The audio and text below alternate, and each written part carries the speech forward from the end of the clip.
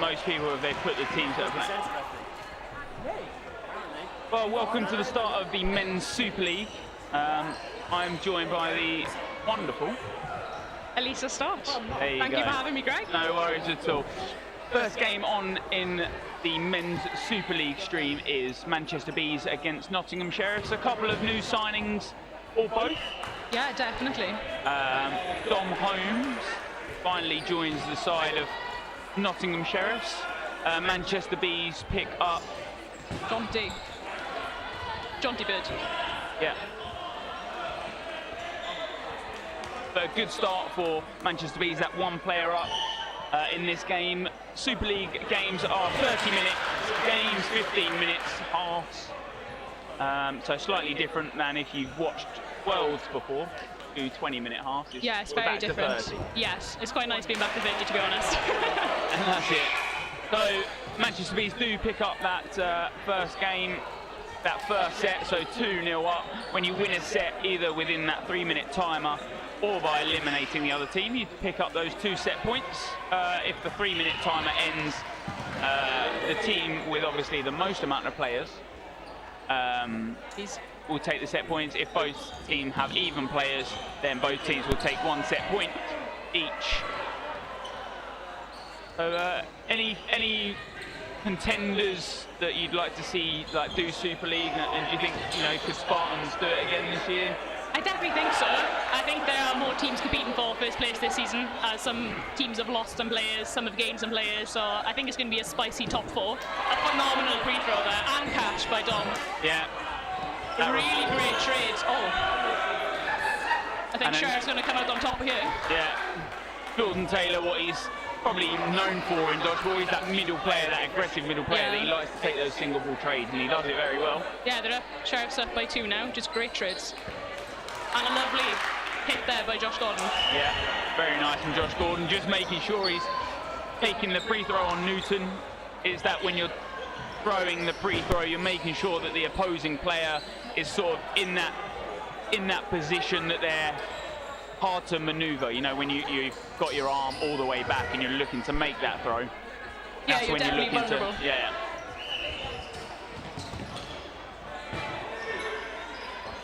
Middle ball won by Nottingham Sheriffs, but Manchester Bees, but they didn't have a quick start on that. Oh, lovely catch there by Robbie Angel. Yeah. Robbie obviously used to play for Bedford Eagles, now been with Manchester Bees a couple seasons now. This is his second season now, yes. Yeah. Oh, and a lovely one-step counter there. Really punishing Dave Prestige for staying up. These Manchester Bees are not afraid of discipline. They do it ever so well, and it's sometimes how they beat some of the better teams. They are so disciplined and so drilled that they don't often veer away from what they know best. 100%. A bit of an early dodge there by Bedford, so that was punished there by Sam. We're even now, 4v4. It's looking very close. Yeah. I think it's what we were talking a little bit about earlier in the women's, that with these teams, normally the first couple of sets, because it's the start of the new season, they're starting to adjust to how each team is playing. Yeah, warming up into it. Yeah, of course, and you don't want to go all the way out. You're looking at adjusting and seeing how the team opposite you plays. Yeah, putting feelers out there. I think Dom is doing a great job on the right here. He's really punishing them. Yeah. Every time they're coming up, he's applying loads of pressure. He's definitely keeping Sheriffs not in the game, but doing really well on the right. And it's that high pressure that, he's been known for even when he was back at Derby. Oh, absolutely, yeah. Yeah, and same in Raptors as well in League 2 last season. He's definitely always been a threat. So now lives in Nottingham, or he just is playing for them? I actually have no idea. Oh, okay. My geography is awful, so I don't know if he still lives in Derby and that's close, so I couldn't even tell you. I think they're down the road from each other. Well, my geography only improved after playing dodgeball. I didn't know any of these places beforehand, so... A really nice finish there again by Sheriffs. Yeah. They're very close, it's 5v5, 4-4, 3-3, and they're just cleaning it up right there in the end. So another 2 points there for Sheriffs. And I think it was somewhat what we saw last year in Super League. Those top 3 teams, sort of Spartans, Meteors and Rangers, sort of that gap between the mid-table, that mid-table ever so close, you know, the last game's really dividing who was where in sort of Super League. Absolutely, because that was Sheriff, Storm and Bees then with the next 3. They're kind of broken up into different sections, and I think now with Coventry and Derby coming in, it's going to change things up a little bit more. I'm quite excited to see these games. Yeah, Matt Will and Ross McGuigan go out early in the set, so now Sheriffs take that lead in this set. 2 players up now. Lovely hit there by Beavers. What I've heard from a lot of the men's Super League players and why they don't like playing opposite Alex Bembridge is because he has a weird way of throwing it, and some people can't somewhat read it. It's an unusual technique, definitely. More of that like foam whip, you know, it comes more from the forearm rather than the shoulder. And also a phenomenal catcher as well, so he's a threat in both ways, to be fair to him. Definitely someone capable of turning this set around with a good catch. But I feel like if Sheriffs keep their composure, you know, this is another 2 points for them. And it's what sort of these Super League teams will really look at doing, and they take that trade out again. Always worth it when you're up, taking that trade. Yeah, of course, and those 1-for-1 trades are so good, but it's even better than a 1-for-1 trade. There's actually a catch in the play. So Josh Gordon returns. I think play ball was called there. That's why there's a bit of manic running up and throwing. And a nice double counter there to finish for another 2 points for Sheriffs. I think Bees are a little bit taken aback by Sheriffs come out so aggressive. Yeah. Obviously Bees have got the experience to bring this back. You know, it's so early on in the game, it's only been 8 minutes. So there's plenty of time for the tables to turn.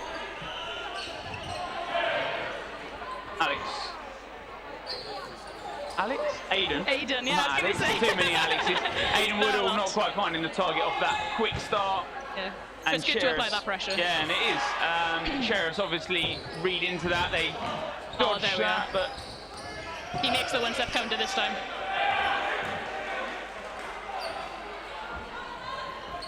So Bees might have to change up a little bit of their play style. McGuigan makes the catch, but gets hit out in the process. And what you'll see a lot of these players do, especially if they've played at Euros and Worlds, is when they are out, they place that ball down on the ground. Yes, you see that a lot, definitely. But under British dodgeball, you can pass the ball. You can pass it back. Yeah, exactly. You know what? I think it's quite game-changing. Passing that ball back means, you know, allows you the space to make another hit.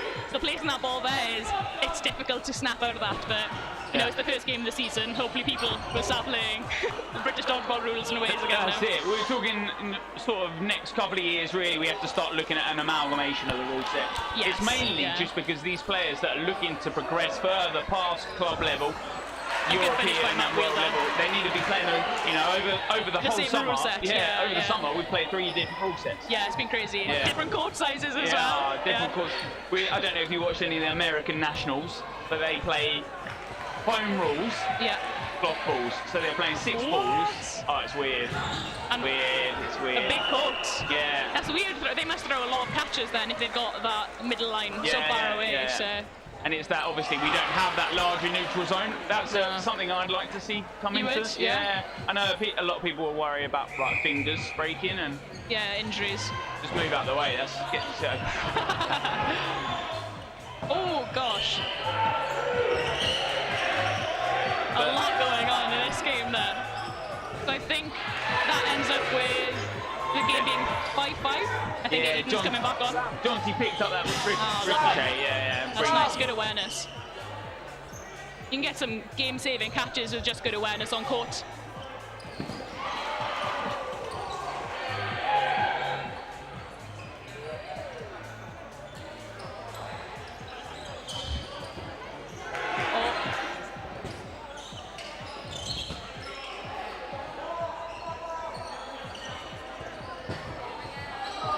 So it's now 4v4, a nice trade there, so they've got 1 out each.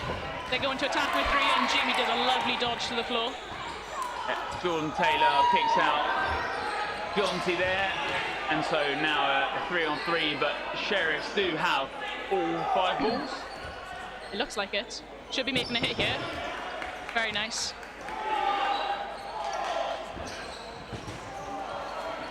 Still got 4 balls again.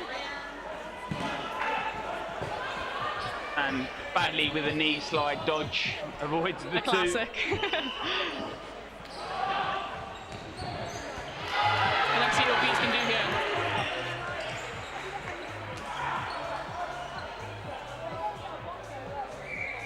So obviously that new rule that we've spoken a little bit about today, that ball that is off court now can be held by a ball retriever. Yeah. It just has to be made clear so that the other team know where those balls are. You can't be hiding them. Exactly, and the refs can see as well. Yeah, I quite like it, to be honest. Oh, a really nice aces or 88 call, depending what club you're from there. I think aces is probably the more generic one. Yeah. And a nice block back from Jamie Hughes, one of the younger players that has been fed into the adult system, I guess. Yeah, definitely a phenomenal player. Oh, and as I say that... As we call a commentator's curse. It is really, isn't it? But I still back it, definitely a phenomenal player. Yeah, very and good. Has a huge impact, and definitely an asset to the Sheriff's team. Oh, a lovely dodge there from Robbie. Oh! Nice block there by Dave. Can he finish it? Just playing smart dodgeball here. It's the one-on-one. And the whistle goes. Nice, a good draw. You know, a draw at this stage isn't bad for either team. Yeah, Sheriffs will probably be slightly annoyed that they don't actually pick up that set. Very true. Sometimes sitting at the back of the court and dodging those balls is more valuable than going for that counter to finish the set. So Bees win that middle ball. And so Sheriffs up 7-5 in this game. Obviously they took those early couple of sets just to make sure they got that lead. But each game gone down to the wire. Jonty doesn't quite find the single ball catch that he'd like to pick Normally up. back him, yeah.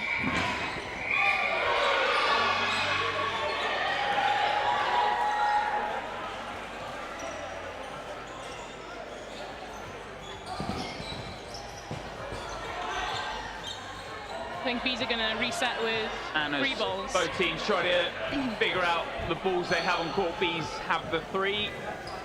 They'll look at making catch and they throw the 2. Ball pops up. Oh, wow. No catch.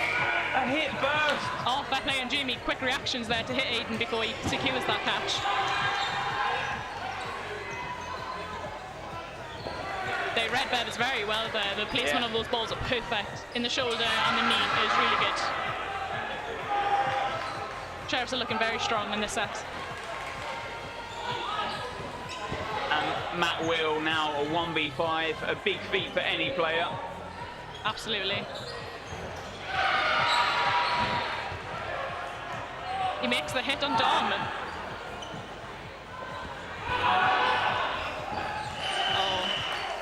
And a perfect finish from Dave Prestage and Jordan Taylor. 9-5 up.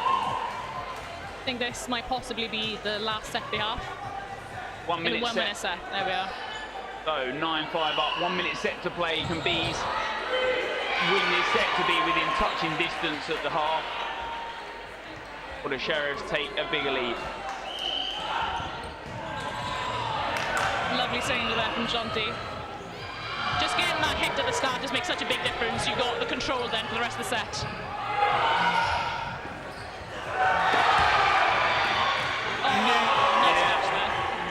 Newton dodges high above Robbie, but Robbie takes the catch on his track back. It's that sort of throw that a lot of players look for, especially tracking back. Committed to the double counter even though they had 4 balls, and it's definitely the right decision there. You know, when you've already sprinted up, taking that double counter when they're tracking back, when they're most vulnerable, is definitely most of the time the best option. And some good dodging there, and They've given away 5 balls, I think. Yeah, Bees can just look at slowing this down now, and they do just that. They don't need to play aggressive. They take that last-minute set in the first half. The score at the half, 9-7 to Sheriffs. A good half from both? Definitely, yeah, very exciting. Closer than I thought. But I think, yeah, Sheriffs have really pulled it out the bag. I think they're definitely a force to be reckoned with for Bees anyway. But both sides, it's a spicy game. There's a lot of trades going on, and I think it's not always come out in Bees' favour. So I think maybe Bees need to settle down a little bit more and reset and maybe get more single hits instead. And it's somewhat of a play style that we see a lot from Bees. They like to be very controlled, but they have that aggressive sort of rush in their back pocket that, you know, when they're in that neutral zone, they like taking the trades, and normally they like to come out on top. This time around, Sheriff's definitely playing them at their own game. Yeah, definitely. It's going to be interesting now to see what Bees going to come out with in the second half. Are they going to adapt, or are they going to try and, you know, push for the same tactic and just make it work? Yeah.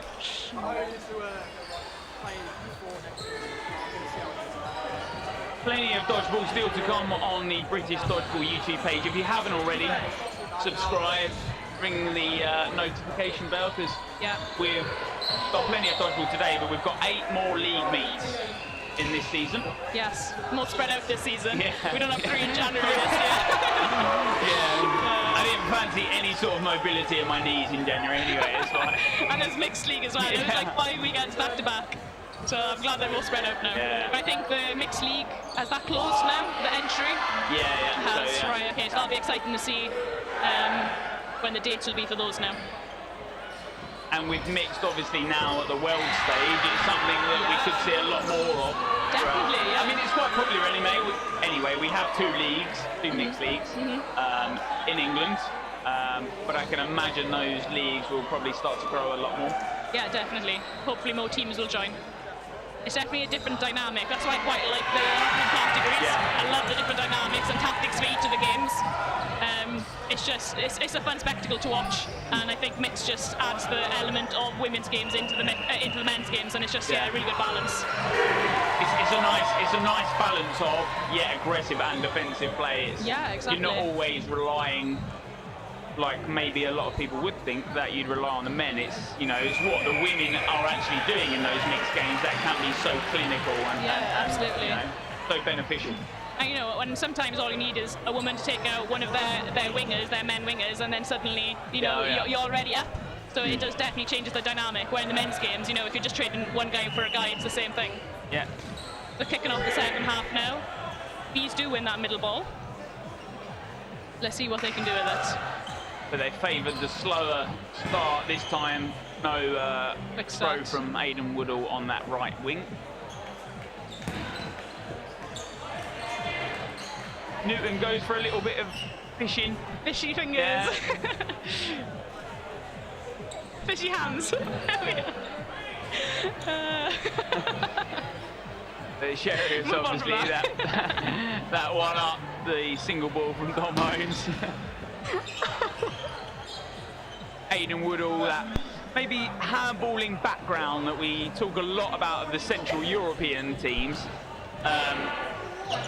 Aidan Woodall obviously has that handball experience, and you can see sort of how he's faking that over and over again. His throwing style. You know, he's got a phenomenal throwing action. He's probably got no shoulder left. Yeah. Well, I mean, I don't know how old he is, but I think he's been playing for a while, isn't he? So he's doing a fantastic job, considering. And the fact behind Aidan is he can throw with both left and right. Lovely. The reason is when he was playing handball, he broke his right arm. Oh, wow. And so he trained himself to throw with his left. That's why now he can throw. That takes a lot of willpower and commitment. So that's a hats off to him. Fair play. Not everyone can do that. Yeah, so Bees have really turned it around in this set. They're definitely dominating. They've done a really nice aces call to eliminate Jamie, taking those counters where they're necessary. So kind of like we were saying earlier in the first half, they didn't really work out for Bees, but this set definitely is. Yeah. It's the momentum that they'll look for in this first. Oh, a nice hit there by John, and a fun dodge as well. I guess he doesn't have a back. And a block. Ross McGuigan's single ball does not find Jordan Taylor. what was a 1v5 is now a 1v3. And he ducks under 2 balls again. Yeah, very acrobatic and has a lot of agility. But a good time 2-ball. Yeah, definitely.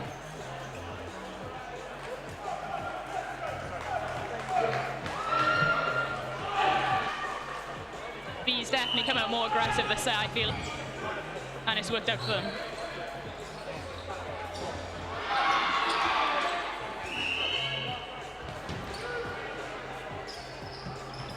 And if this isn't...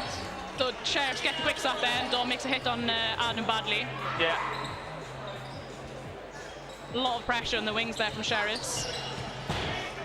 And that's normally Badley's role in that centre. He likes to take that single ball catch or definitely dodge out of the way of it. This time doesn't find the single ball dodge from Dom Holmes.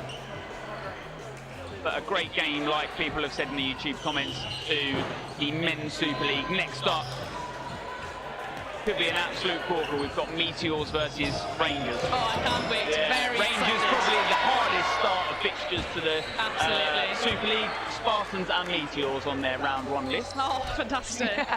It's exactly what you want to see Bedford meet then. Well, you know, I guess with if you've not been playing in the Worlds and Euros, you've got at least a 2-month break to heal any injuries. But to be fair, most of these Super League players are playing for their national teams.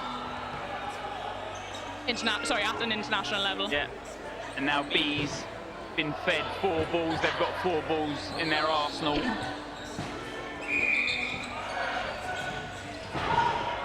Don't quite make the hit there. So it looks like Sheriffs have got 4 balls. Let's see what they can do with this. And Sheriffs make sure that the 4-ball attack is on target and in time. And it is. I think it just clipped his feet there, bless him. They're the worst ones because you think you've got out of the way of them on your track down, you're clipped on your shoe.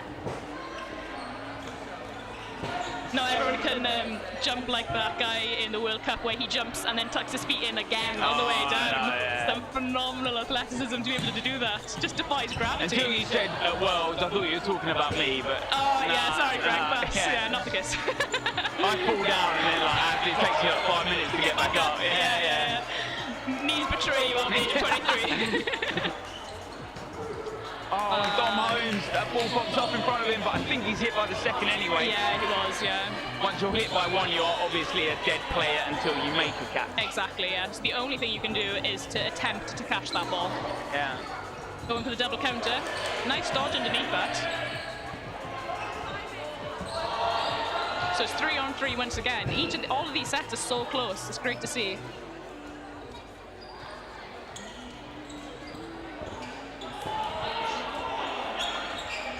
4 is called, but they decide to try and take out Jonty. Jonty changing up with his dodges there, making it more unpredictable. Yeah. And he dodges it twice, so great job for him. A nice 2-ball hit there.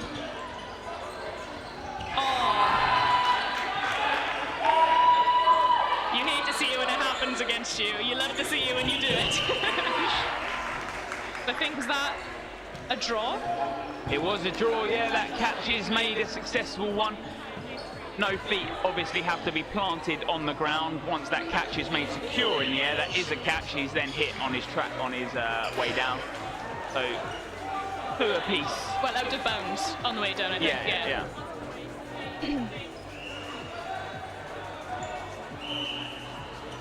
So now 10-all.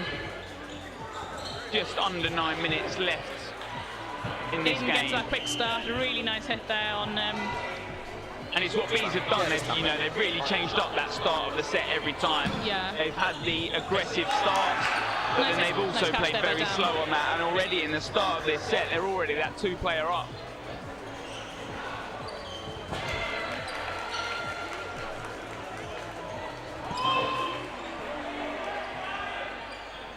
Bees are definitely displaying more control and discipline in this half.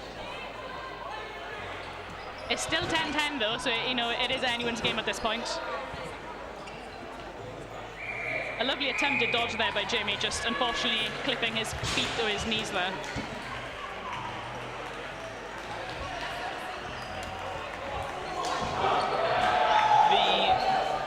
The court line line's probably the hardest to see via camera, but they're pretty good in terms of on court. Would you say so? Yeah, definitely. I think the lighting is not helping it from this angle, but when you're on court, it's quite okay. I can see how it would look awful because it's blue on blue, well, navy on blue, but I played 2 games earlier today and I feel like they were okay actually. Yeah. I think the orange tape is, I can see, obviously more beneficial. Oh, Aiden's suicides there. Successful leap of faith. Oh, leap of faith, yeah. Apologies for that. No. Obviously, once you make that hit, you aren't still a live player like the EDBF rule set. Yeah, exactly. WDBF rule set. You are straight out. Unlike in Euros when you can do a leap of faith and still be considered a live player, we have to return back to your side of the court as quick as you can. I think this is a half time now.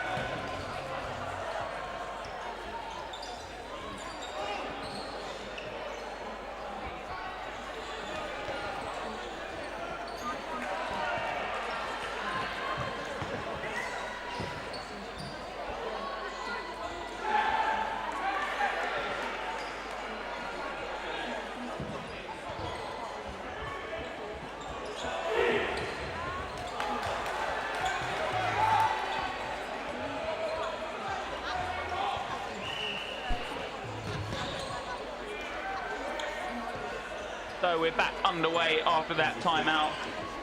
Bees now in the lead, 12-10. With what looks like about 6.5 minutes remaining. Nice little tuck dodge there by Adam Badley to get out of the way of that single. Still high pressure there on the wings by Sheriffs.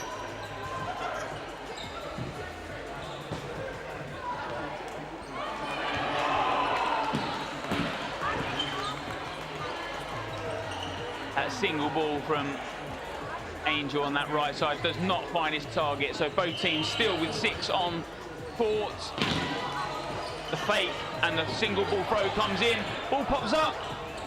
I think that's a 2-for-1 for Bees there. Yeah, good trade for Bees, and like we were saying, at the half, it's what they do ever so well, and in this time it pays off for them. Yeah, exactly.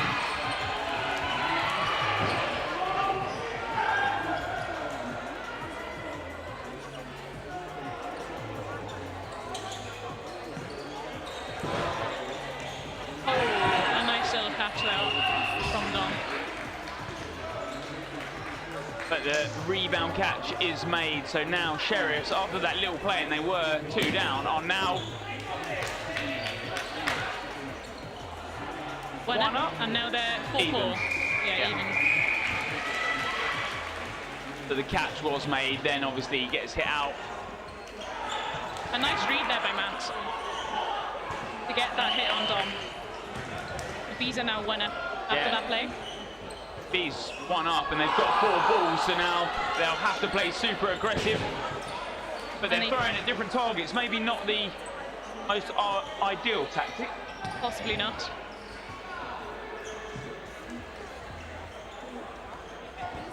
And only a single ball release from Aidan Woodall, that right side. It's what somewhat you would call the meta in terms of what is used a lot. That single ball throw every now and then. Yeah, a really nice fake there from Jordan Taylor to fake the dodge out and then finish Matt off then. And a lovely catch to turn the set around. Hughes, the hit and the catch. Definitely Ross is a player you can back to turn this around and make game-saving catches. Unfortunately, he doesn't. This time around, he does not. And now Sheriff tie it up. 12 set points to 12 set points.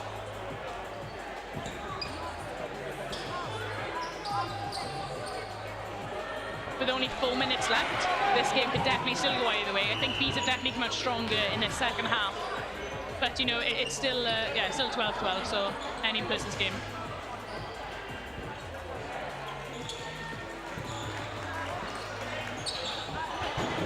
Dom Holmes single ball does not find Matt Will. It's what you look at as a winger. You're looking to punish the opposing winger when they release their single ball. Definitely. They're like Aiden getting hit out after releasing that single. Yeah. Trying to go for a tombstone there. Unfortunately, the ball does not stick.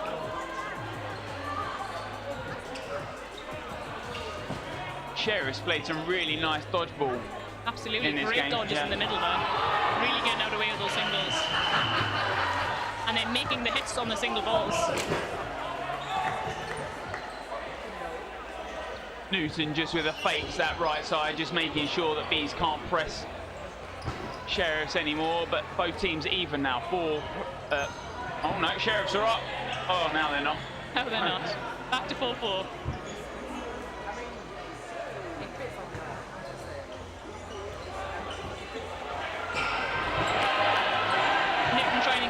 Counter on Robbie, gets out the way, and then Jonty punishes him then after that release. Really nice from Bees there.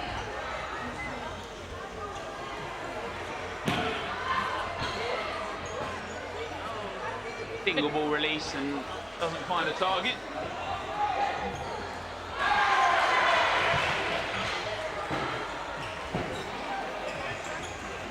Bees fall apart without that short guy in the middle. Or that short guy in the middle is Adam Badley, the mastermind of it all. That's what someone has said in the comments. Oh, you've got Colin. That's fine. Oh, and wow, Matt Will drops an absolute sitter. Absolute sitter. Brilliant.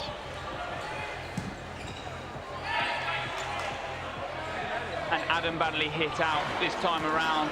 Now, maybe not a mastermind after all. That's it. You definitely back him to get those catches from those positions. Chev's really turned around this set. Yeah. It was a set they needed because coming into the second half, obviously Bees picked up that first set and they looked like they were going to take the momentum. Sheriffs have played some absolute class dodgeball in this game so far, and this time they hit out Robbie Angel. A good finish for They Sheriffs. 14-12. 1 minute set. Bees are going to have to come out hot in this one. So I think a timeout is called now. Probably discuss what they're going to do next.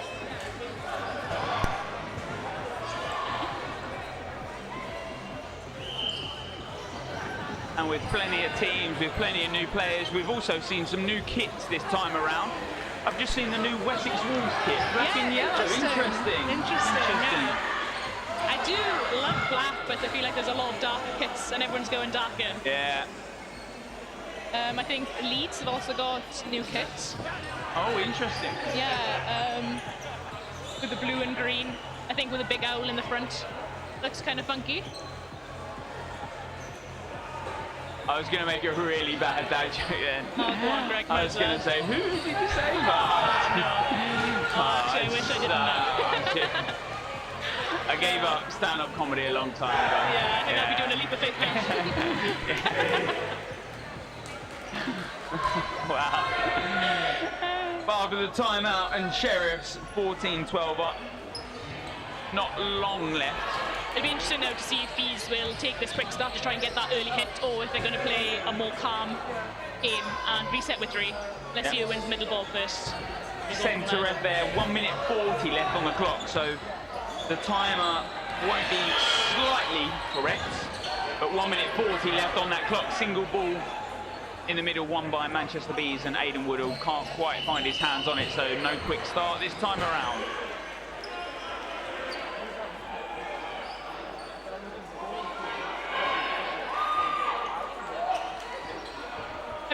Have you gripped these balls yet? I held one earlier. I wouldn't say grit, but right, there's not much of it. Yeah, no, I think the new balls, they're quite silky in texture, so a bit slippery, especially for the women with smaller hands. It's a little bit. I think we've been so used to like Euros and World balls where they have the larger stickers. Yeah, I love the large sticker. It makes it so much easier to grip. It's great. Looks like 2 hits there. I think Cher's a little bit frustrated by that.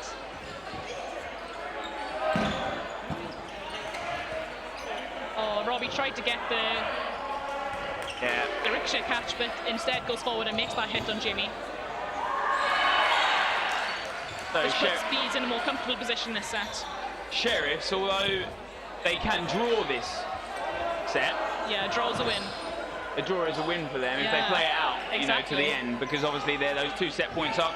What Bees will look at doing is making sure they eliminate Sheriffs and then give themselves that set to maybe win that game. To hopefully come away with a win. A 1-for-1 though, which is always more beneficial when you're the winning team. And Newton will just try and last it out. Another leap of faith from Aiden, and a successful one at that. So this will go into the last set for this game now. Very interesting. 14-14.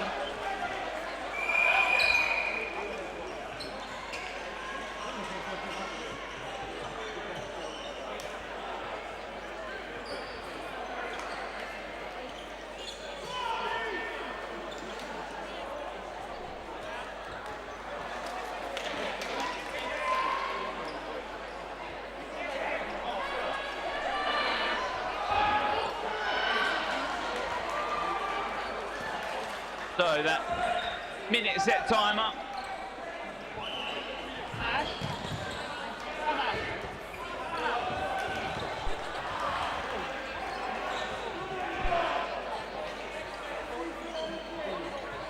think everyone's very excited to have a look at this game.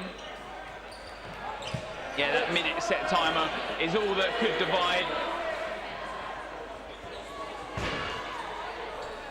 Bees have already gone 1 player up, or I guess Sheriff's 1 player down.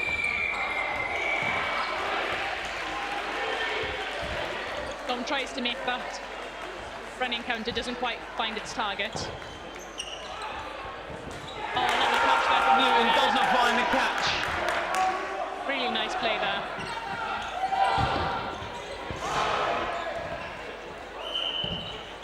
Ball pops up. And risky from Aidan Woodall, because if that catch is made, it does change a huge game around. Definitely. Now they've got to play 4. Can any catches be made in the side of Sheriffs? And nothing is made. And Sheriffs down that 2 set points with a minute 40 to go. Left. They must be disappointed from that. Yeah. They came out so strong in the start, but you know, this is the men's game. They can go either way so quickly, and all you need is one, good catch, one good double running counter, and then, the game's yours. So Bees end up winning that game 16-4. The game up next, a corker of a game, Meteors versus Rangers, so we'll be back very shortly with that Definitely one to watch. Definitely stay around to see that one.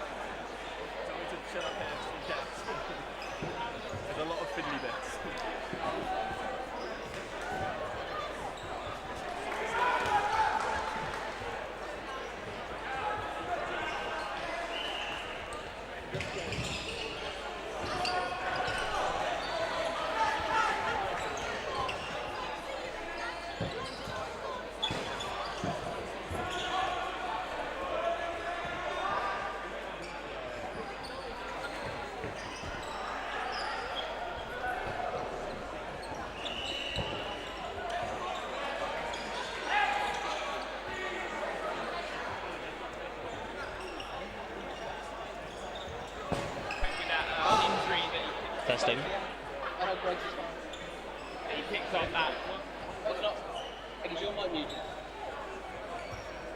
There we go. I was muted the whole time. We were just chatting for fun. My name's Greg. I'm joined by Tom Smith. Hello, Greg. There we go. Meteors versus Rangers. Starts us off. We start here and we're already 5-all. Scotty walks to the outbox. Yeah. And Simon Jones was the first player hit out in the Interesting game to see Brett Koenig starting off. Obviously picked up an injury to his oblique in Worlds. Yeah. He has got his kit, so he said if it gets him too much trouble, he will happily play. That is what he said. Brett to the rescue. Yeah. Both teams picking up a new signing. Joe Brown with the reflexes picks up the catch of the deflection from Tim Day. Yeah, like I said, both teams with a new signing. Ross Gregg for Rangers and Dan Evans for Meteors. Of course, we're losing Henry Skinner from Meteors. So see how the dynamic has changed, bringing in Dan. What we can't see right now is he's ball retrieving.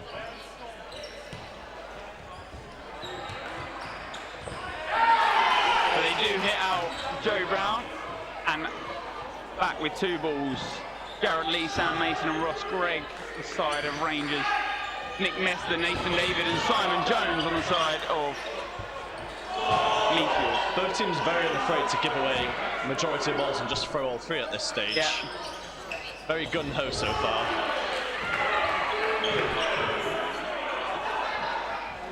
Looks disappointed to miss that hit on the free throw. Great shot, Ross. Simon Mason comes up, Simon takes a nice catch, dropping to his knees. Yeah. First set goes to Meteors. Very close set, couple of key points in that set. Obviously, Simon Jones picking up that catch at the end there, but Joe Brown with the deflection catch that he picks up ever so well. Cat-like reflexes. Well, Rangers win middle ball.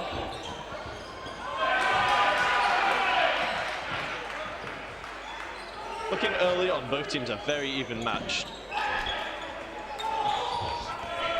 Yeah, 1-for-1 trade on that right side. Tim Day for Richard Stonestreet. Rangers are missing a couple of key players, though. Only one, really. Kieran Carrington out for a long-term injury, as far as we're aware. Simon Parsons. Fairly key. And me, obviously. Absolutely, Greg. Rangers not looking happy that was called as block. I'm pretty sure he blocked it onto his feet, but obviously, ref's decision is a bounce before. Now, what impact do you think Dan Evans is going to have when he comes on? He's a very aggressive arm, and you know how much he's going to punish. Obviously, he played where last year? Sheriff? He was Sheriff's Sheriff. primary wing. Unfortunate Ross to get hit there just before he takes the catch. Yeah. I think he'll be looking for is those catches. Very renowned catcher. Christopherson just making sure he slows that game down on that right wing. The call from Nathan David, left side. Oh, Nick Mester taking that catch, closing that game out. Meteors coming out very aggressive into this first half. And it's what they do ever so well against Rangers, time and time again. It's the only Super League team that Bedford Rangers have never beaten. They've come with a different style. Yeah, agreed. And it's something that I think Bedford Rangers struggle with, the first team struggle with. Beating Meteors, it's always sort of that mental that you get from, you know who you're playing. Any team who play near Meteors know of that caliber. Even with the players they lose, they get stronger every year.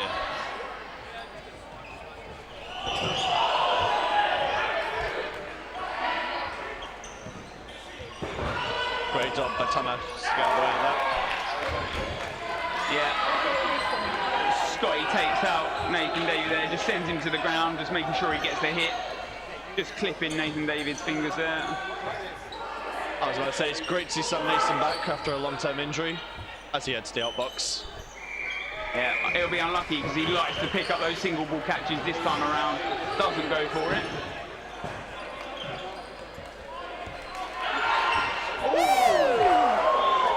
I think Thomas is happy with that one. Let's be careful not to get caught for taunting there. Yeah, great toe shot from Tamas Ward, like you said, but obviously shot. the taunting. Rangers are showing that accuracy they have now. Almost sniper-like. There you go, I can do a simile as well. But 4 balls now for Meteors. No hit out. And Scotty just going to apply that pressure that top left side. Christopherson has switched his wings. One thing about Meteors, they're so versatile, all of them can play anywhere. And that's another toe shot on the Rangers side.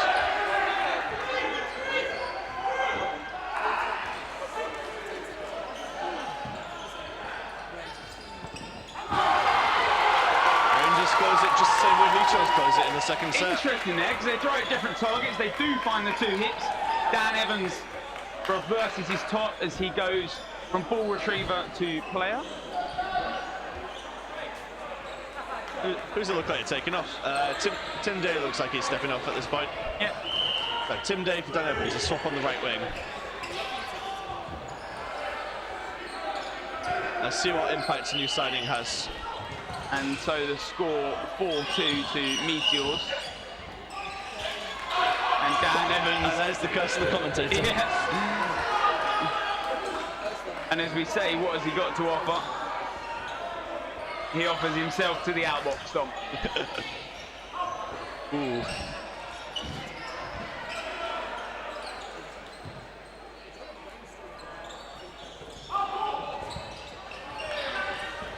There goes Simon Jones going aggressive now on that right wing.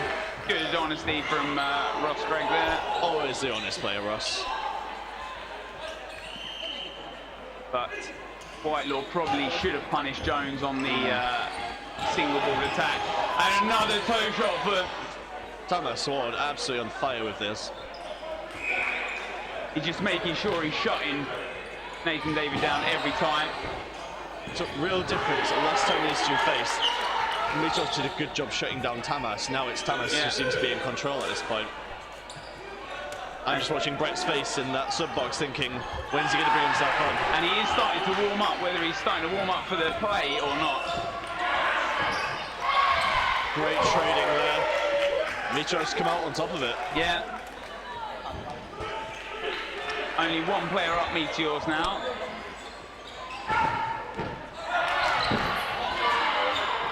Tamas now in a 1v2. 1v1. Tamas Ward. Tamas Ward, a 1v1 last time. These two faced off in a 1v1. Simon Jones actually won. Took a catch, was it? He threw the 2 balls. No, Simon Jones the running counter. Ah. Yeah. Bounce. Has to be very careful there. The refs are looking out for it this season. Oh, and Tamas Ward with a back line. What you can't see from the video is the lines are very blue today. Someone picked up on it in the YouTube comments earlier, and they said that the lines are a little hard to see. Yeah, it's understandable. On court, what's it like? Playable or not? It's not awful. It is noticeable and hard to see, but it's not too bad once you're in the moment. But obviously, for Tamas Ward, back line is not visible. But I was talking to British about earlier and had to comment about the colour blindness in the sport, and a lot of players here are colourblind. Seeing that blue on blue is quite difficult. So there you go. Hopefully looking at next fixture, at least changing the colour. But for today we've got blue on blue and we'll see what happens.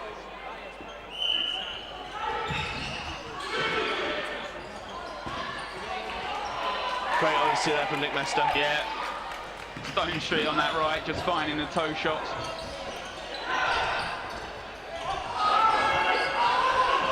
huge trading pattern there, nothing happening. And now only, well, Rangers back with the 2 balls there.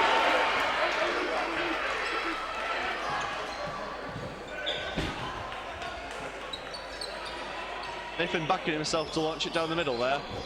Unfortunate not to get the hit on that. It's usually something he's good at. Oh, that's unfortunate. So unlucky, the double hit. Double hit, but then they do take it. Matt Wheel from Manchester Bees calling a bounce. Two refs are calling a hit on him. Ended up 2 for 2 there.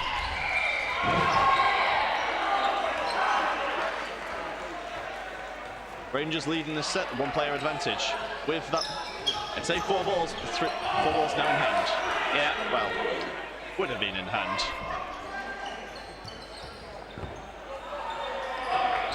So well to get beneath that ball. Simon Jones, he's got that ball in his hand, tucks low, nice behind it. Jared Lee just with that single ball pressure. Ball pops up. Ooh. But when you're ducking low in that, it's so hard to make that next movement. Yeah. So what the Meteors do so well is that explosive movement out of the short dodges. Another toe shot. Now I was going to say we're even the set, but Rangers now on top of this set.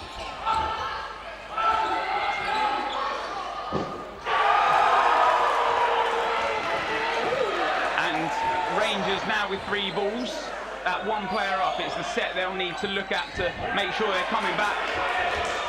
What you don't hear, what you don't see, but you can hear on the court next to us, currently 6-2. I don't know who it's in favour of. Which team? 6-2 to Storm. Wow. So a very close game on both courts. Storm beating current champions Spartans 6-2 up. Yeah, the single ball from Simon Jones just high as Sam Mason drops low. Well, Joe Brown taking 2 balls up. It's the risk you pay. What can Simon Jones do here? Well, what can he do is he can do well. Looking to punish him. A one-on-one for Simon Jones. Can he win by eliminating the player? He doesn't. The time goes and both teams take a second. Well, when he goes from 3-1 down, well, 3-1 up and takes that set. Well done, Simon Jones. That was 3-1 down. Right off at the side, stretching. Is he going to come on? Looks like he's wanting to.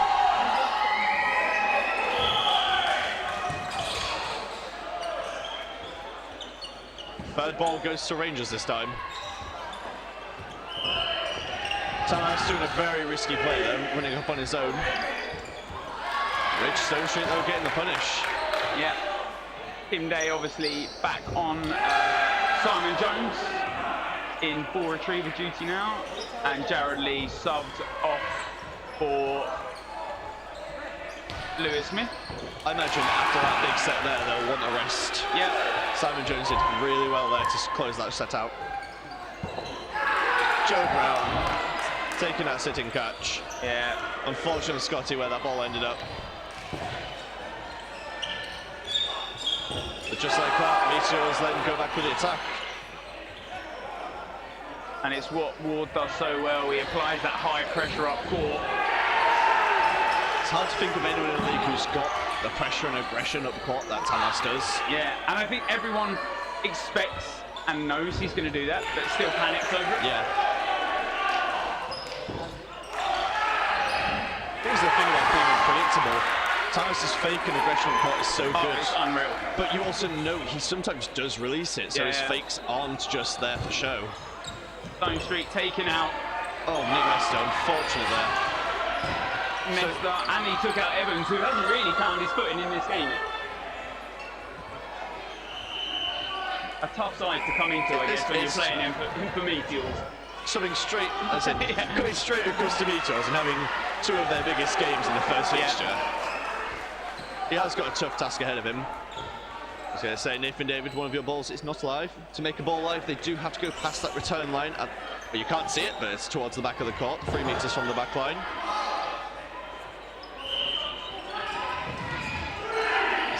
Four balls now. What can the Rangers do with the 4 balls? Yeah. 30 seconds left.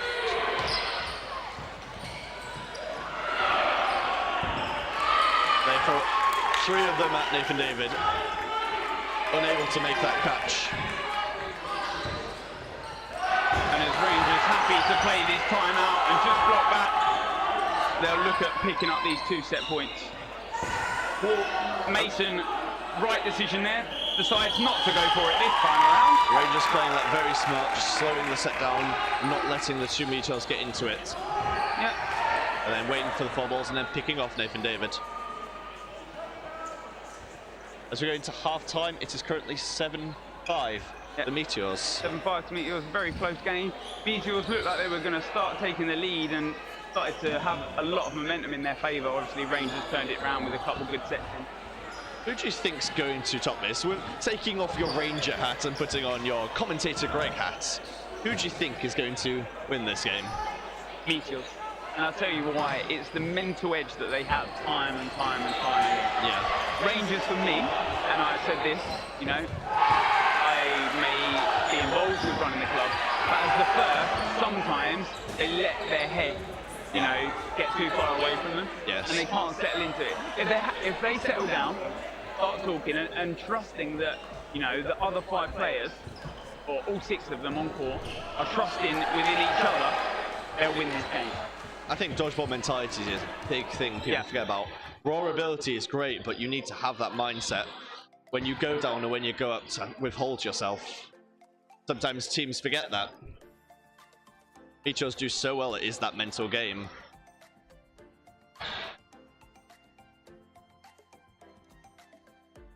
Those interested on the court next to us, it is currently 8-2 Storm against leading champions Spartans.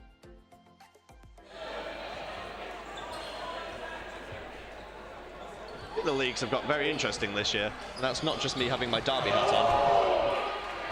And funny thing you say that, we were talking a little earlier with when Sam Richards was on commentary, and it was something they spoke about last season. Losing 1 game does not lose you the title, because obviously they lost to Rangers early on. Rangers were the only team that actually beat Spartans with the title last year. Obviously, mentality remained a good one, and they actually ended up winning the league. I think the thing Spartans do so well is that mentality game. The 3 teams which we usually tip for the rock, paper, scissors at the top is the Meteors, Spartans and Rangers, but the gap between those top 3 and the other teams in the league is closing, I feel, every year.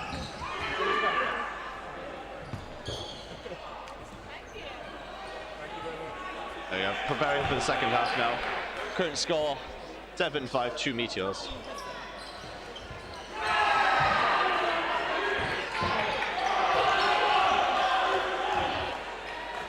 I'm not sure what Meteors' other game is, but Spartans' other game is obviously. I think Meteors' game might be Storm. I believe Meteors' second game is Storm 2s. It's Storm 2. I believe it's Storm 2s, yes. So what you'd probably say is both maybe Spartans and Rangers have very hard days ahead of them. Yes. Meteors probably has slightly easier to do. Slightly easier, but you can never underestimate that Storm 2's team. They come with such a varied team every year. But you would tip Meteors generally to win that.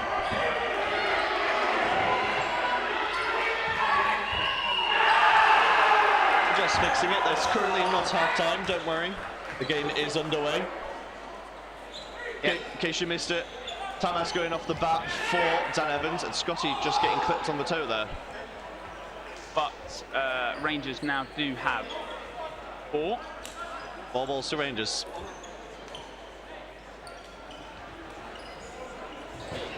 Fantastic lateral dodging there from Simon Jones. Yeah. Using all of the court to get out of the way, and some of Tim Day.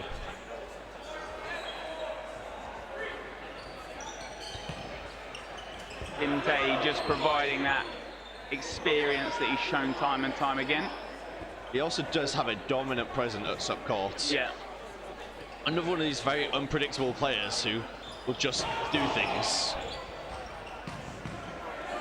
There's a general dodgeball like code everyone plays by. Go with 3, reset for 2, go with 3, reset for 2. Tim Day doesn't play by that code. Tim Day plays by Tim Day code, which is... And no one knows. Tim Day doesn't even know what that code is sometimes. But it plays really well into Meteor's strengths of having that unpredictability sometimes. We're in a bit of a stalemate at the moment. 5 up to Meteors against the 4. We haven't seen a hit in a while. And then, as I say that, 2 hits on the Rangers side. Now, if you back any 2 players to make some catches on this Rangers side, it would be Ross Gregg and Sam Mason. 2 very experienced catchers.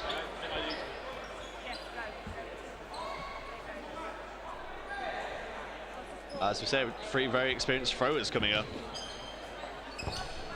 And Nathan David opts for the cross-cut.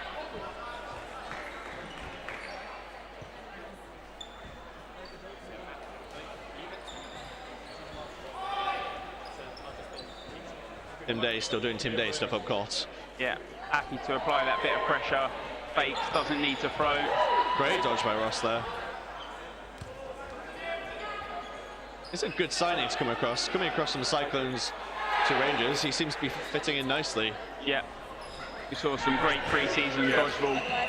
And Mason nearly picks up the catch, but he doesn't quite find his hands underneath it.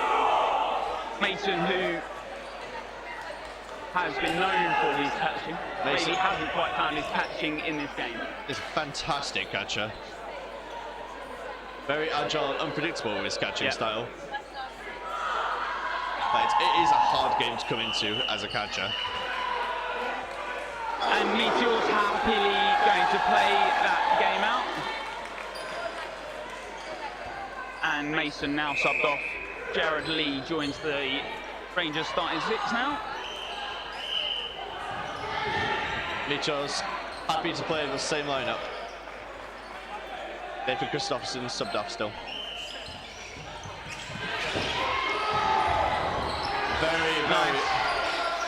Very unfortunate there. False start on the Meteor side. Joe Brown runs to the left, but this quick start from Scotty Whitelaw is way too fast for him to get back for. And although Joe Brown has obviously blocked, he's picked up a ball that isn't live.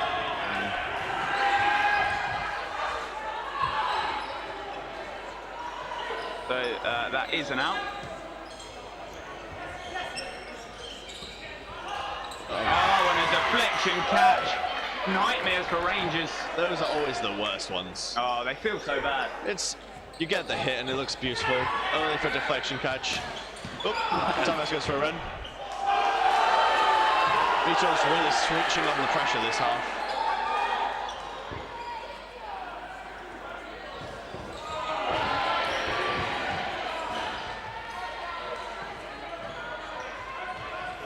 What can Jared do?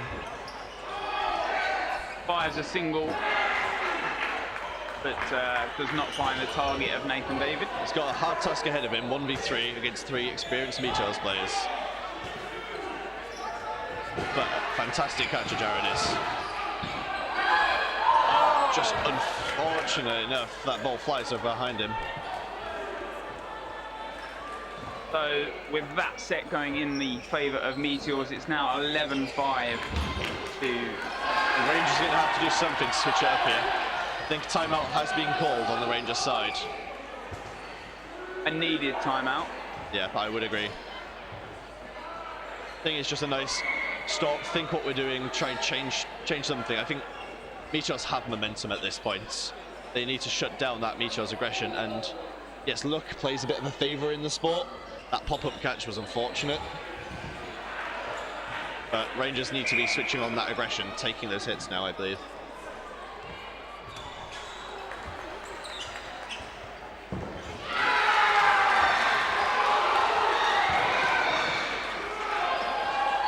So in this timeout, if you're in that Rangers huddle, what do you need to be saying, Don? What needs to happen now for the side of Rangers? I think Rangers just need to switch on their aggression. Not making those single ball hits, or even the team throws aren't hitting as much as they want to. Meteors are dodging so well laterally and Rangers aren't tracking it. There was a few unfortunate ricochet catches and things not going in Rangers' way, but all of that boils down to they need to get these hits. They're so quick off the start, they go sets 1 up usually, but they're not then taking those hits. It does seem though, and they are going a more aggressive style into this after this half-time. Yeah, that middle ball won by Tamas will pop back to Scott. He doesn't find the target, but aggressive nonetheless. I wouldn't be resetting with 3 at this point. I would say we need to be switching on, going with 2, taking those hits. But as I say that, they take the single hit. Yeah, they take the single hit. Simon Jones doesn't find the single catch this time around. So they either need to be taking these hits with the free balls or taking the counters, which they're usually so good at. Seems they've opted for the free balls again.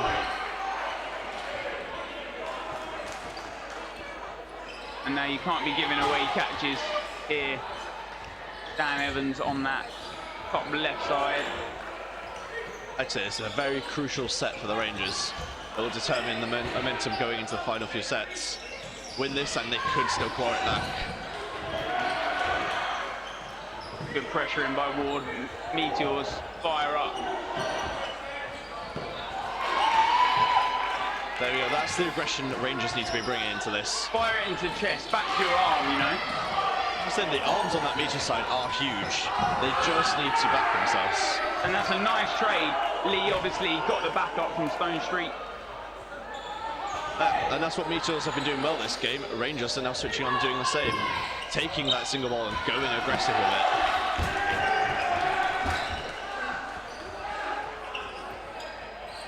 Nathan David been called for line infringement there. Rangers taking this set quickly if they can keep this up.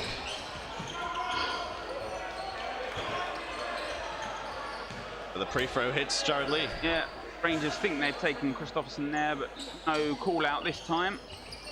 That was a very early pre-throw. Very early and punished for it.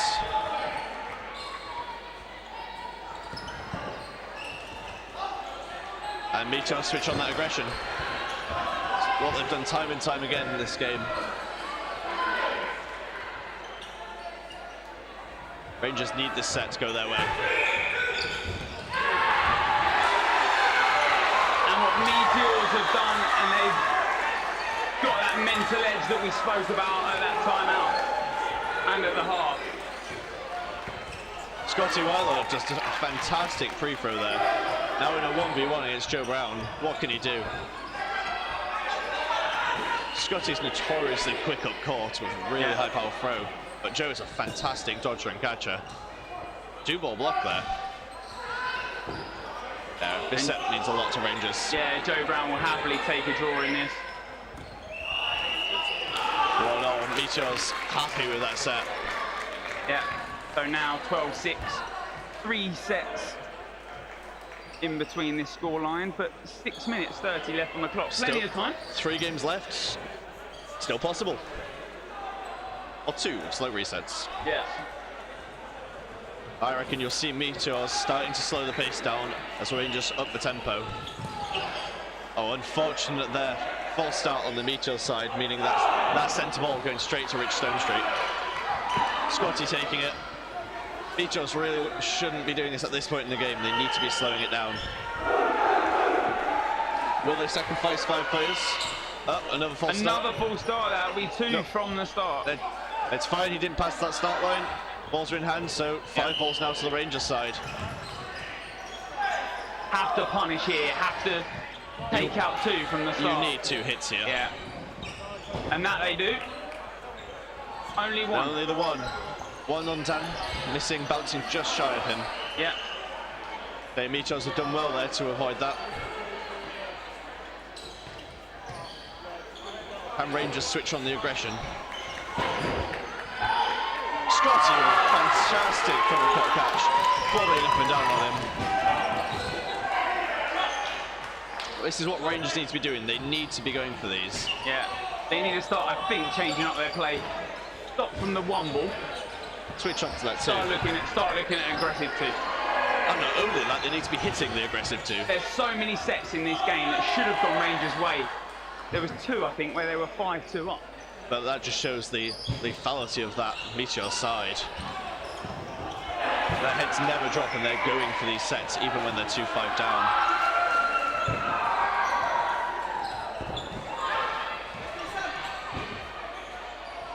One for 1 there. Rich Stone Street out for Nathan David. Yeah. Rangers will be happy with that.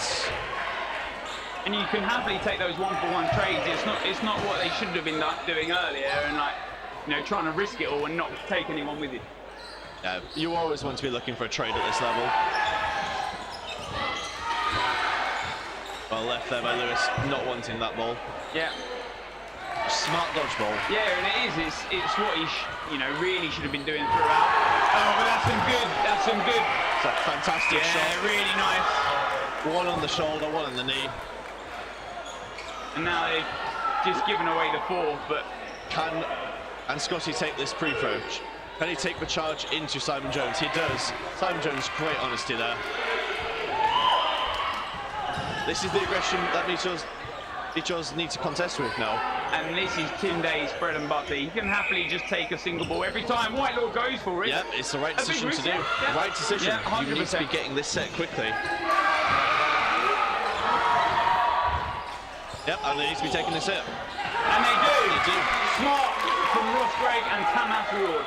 It was a set they needed quickly. Is it too late? Well, 12-8 now. There will definitely be more than one set in this game. We've got 3 minutes 20 on our clock. Can Rangers push this set quick enough? If they win these 2 sets, they've got a draw. If they can push these quickly, they could look for the win. Timeout has been called by Meteors, a smart timeout, considering that Rangers really pulled that set very quickly. Yes, and I've just been passed on the scoreline of the court next to us. 12-8 to Storm against Spartans. Spicy. 2 very good games on these courts, both with the same scorelines. It's really spicing up to be a great season, I think. It is indeed.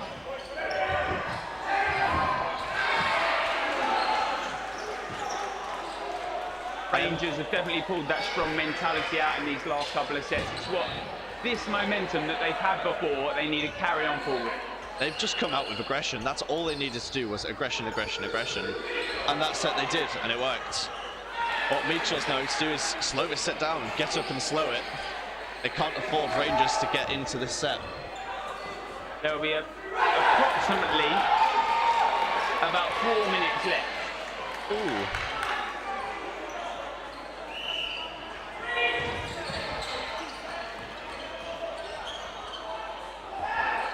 Unfortunate, straight off at the bat, Rich Stonestreet unable to stay in this set. Yeah. They've called a players ready, but I don't think all players were ready, so a tough call. But a big arm from Whitelaw takes out Nick Mester.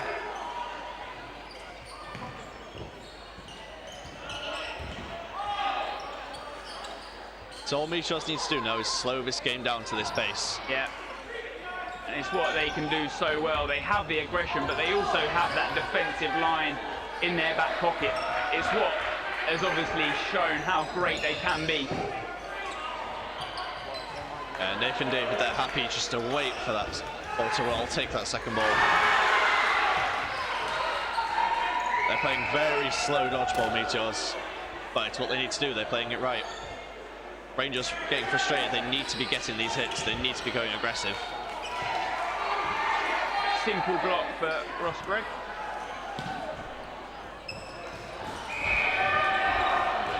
It's those cross-court snipes that Ward is looking for. Day frame brilliantly through that pre-throw.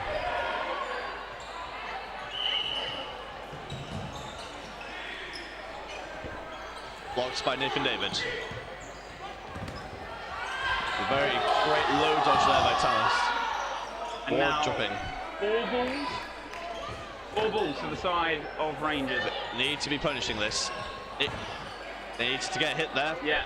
And I think that's time again this set, they're just not hitting those shots. Interesting, Jared Lee playing on that left side. Normally that right wing player. Amazing shot by Simon Jones. We traded straight for Tamas. Nathan David faking out Ward. Yeah, sits down Ward there on that right side. And now Meteors one up.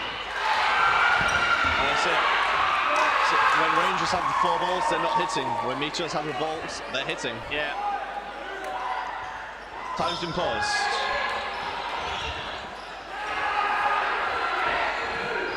think it's time pause for a referee discussion here. I think it was the sweat on the floor from Simon Jones, I think.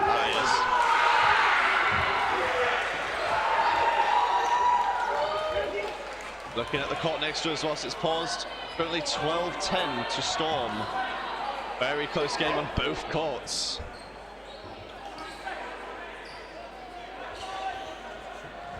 They have 40 seconds remaining on this game. Rangers need to close this game out.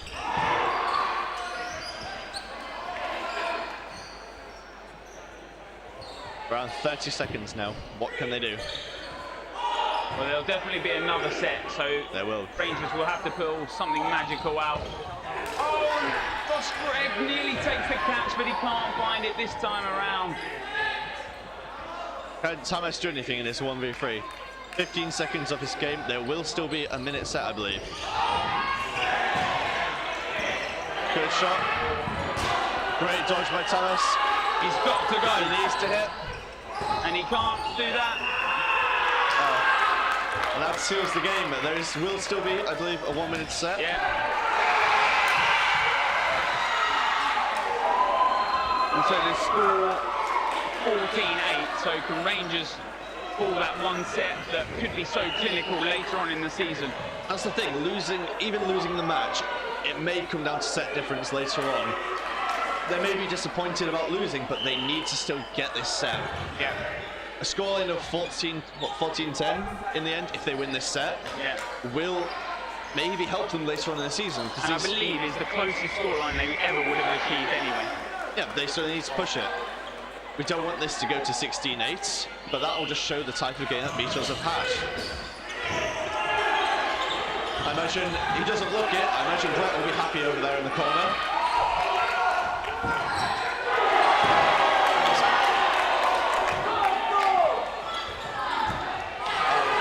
Blocking that back.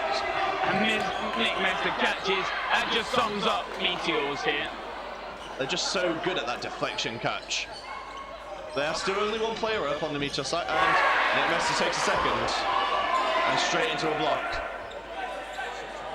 Rangers couldn't afford to drop in this set. Because despite the scoreline in this, they've still got Spartans to face later on. Exactly. That mentality needs to stay strong. And Stone Street cannot pick up that catch. He's pushed it up into the air. He almost has it. As you say, the mentality after this game.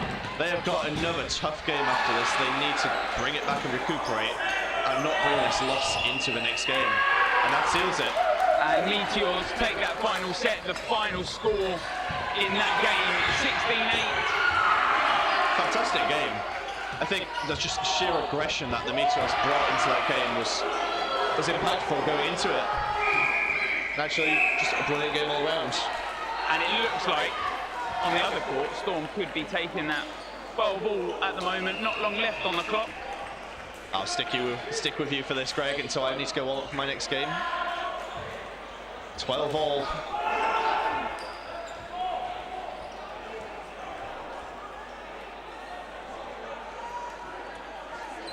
Next up on this court, we have Phantoms versus Sheriffs, and Tim and Sam will introduce you to that. So I'll love you, leave you, Greg, and I'll go for warm up. Yeah. Goodbye for now. See you down in a bit.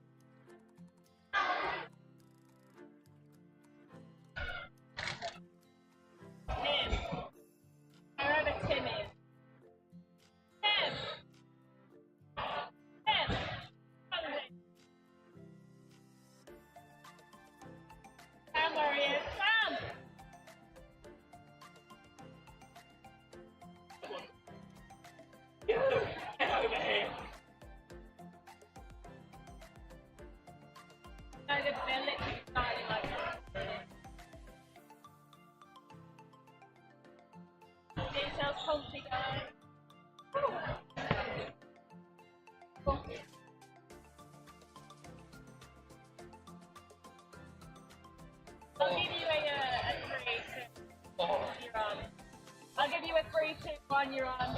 They muted. As in, have they been They're not buttoned? muted. They're not muted. Then the bodies don't show up on this. Microphones Oh, don't no. work from the game. It's more there is a mute button Yeah. on them as It's well. actually muted, but you're not muted. Mine's on. What? Mine is on. Yeah, it's on.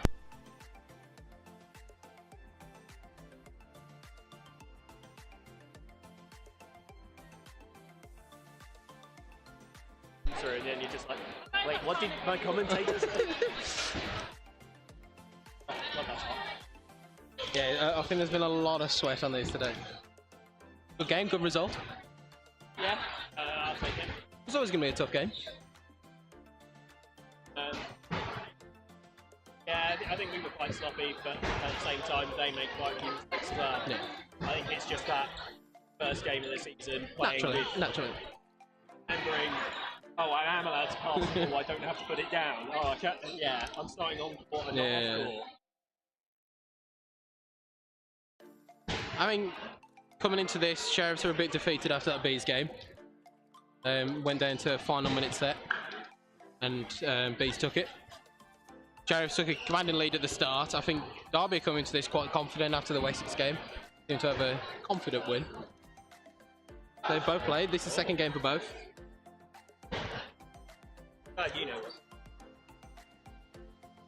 be fair, I did my homework for the first game, I probably. Oh, which was that? Storm. Bees in the winning. Oh, here we go. I am on.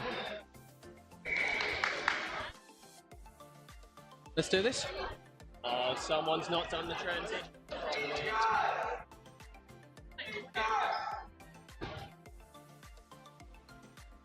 Not time while Yeah, the hit Meteors transition. actually.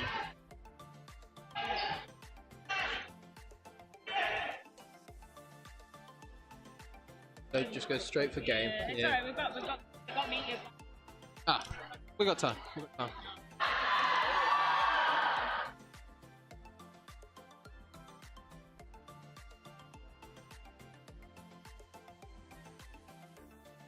Hi guys. Thank you. And we're live. Just in Honest. time as well. Just in time. Big start from Simon there. I always feel Derby have got that quick start with players like Dom and Robbie running for that middle ball. Competently fast players. Yeah. I think he was distracted by the player on the right. Just took his eye off who was actually throwing. Oh, and that's two. And that's a lovely catch. And Yeah. as soon as he stops paying attention, one right in the face. That's Troubles. two headshots for Derby so far. Yeah. I think that's the comment we've done for. If you take your eyes off it, it could be coming at them. Yeah. Very fast-paced start. Giving away a lot of possession. Yeah. Gaining 2 hits from it, but let's see if actually Garris can punish. Get Full back ball on top. release on. Yeah, they've They've took got a hit, big hit there. Don. and they've managed to retain 2 balls, so they're in a commanding position in this game. But this is very fast-paced in both teams. Yeah, I expected Sheriff to come out quite slow for this to be more composed, but I think both of them looking very fast there. Oh, and that's Good on from BP, yeah. Hey, the game should be played, as always. And a nice safety timeout while laces get done. It's always the tactical those times, I think sometimes. There's the accidental, but... I always question how people can't tie their laces well enough, but maybe that's just... Oh no, I feel like I need to play where I cannot feel the blood in my feet at all. Big hit on Dom there, I'm not sure how we got hit, but he's walked off his hands up. Yeah, he just went down to block a hit and I think lost control of his ball. Oh, great dodge by Simon there. It would probably be pretty... don't see many just dodge drops. So, not the best one, but hopefully he'll come back into it. It was one of my preferred rule changes, I think, last season with the lost control where you could re-control it. Yeah, it makes it a lot easier to ref as well.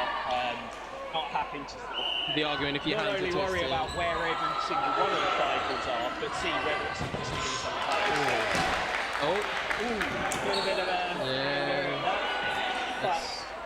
notice, if you do exactly the same thing the second time, it's a very quick contact. There, it was just that delayed ball that tracked him, got the easy hit. And just a bounce there. So 1 or 3. That's a much better decision. Yeah, I think Sheriff's Unsurprisingly, Sheriff's just been like, yeah. 20 seconds left. I think they should have slowed this down. Take a comfortable 2 points. definitely a smart play. Yeah. So we say that. And, Dave was almost hit. Looking for a catch. There's one man they want. It is oh, Rob. If I was about to say, as I was saying, there's one man you want to catch for Phantoms. It is Robbie. No. They were probably quite happy that that first one was a hit because otherwise they would very, very drastic penalties. Derby are missing today. There seems to be current MVP Tom Bell. I think every post I've seen for them recently on Instagram is.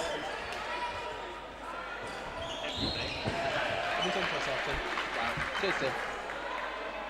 Indeed he is. Oh. And sorry about anyone that wasn't hearing my lovely dulcet tones.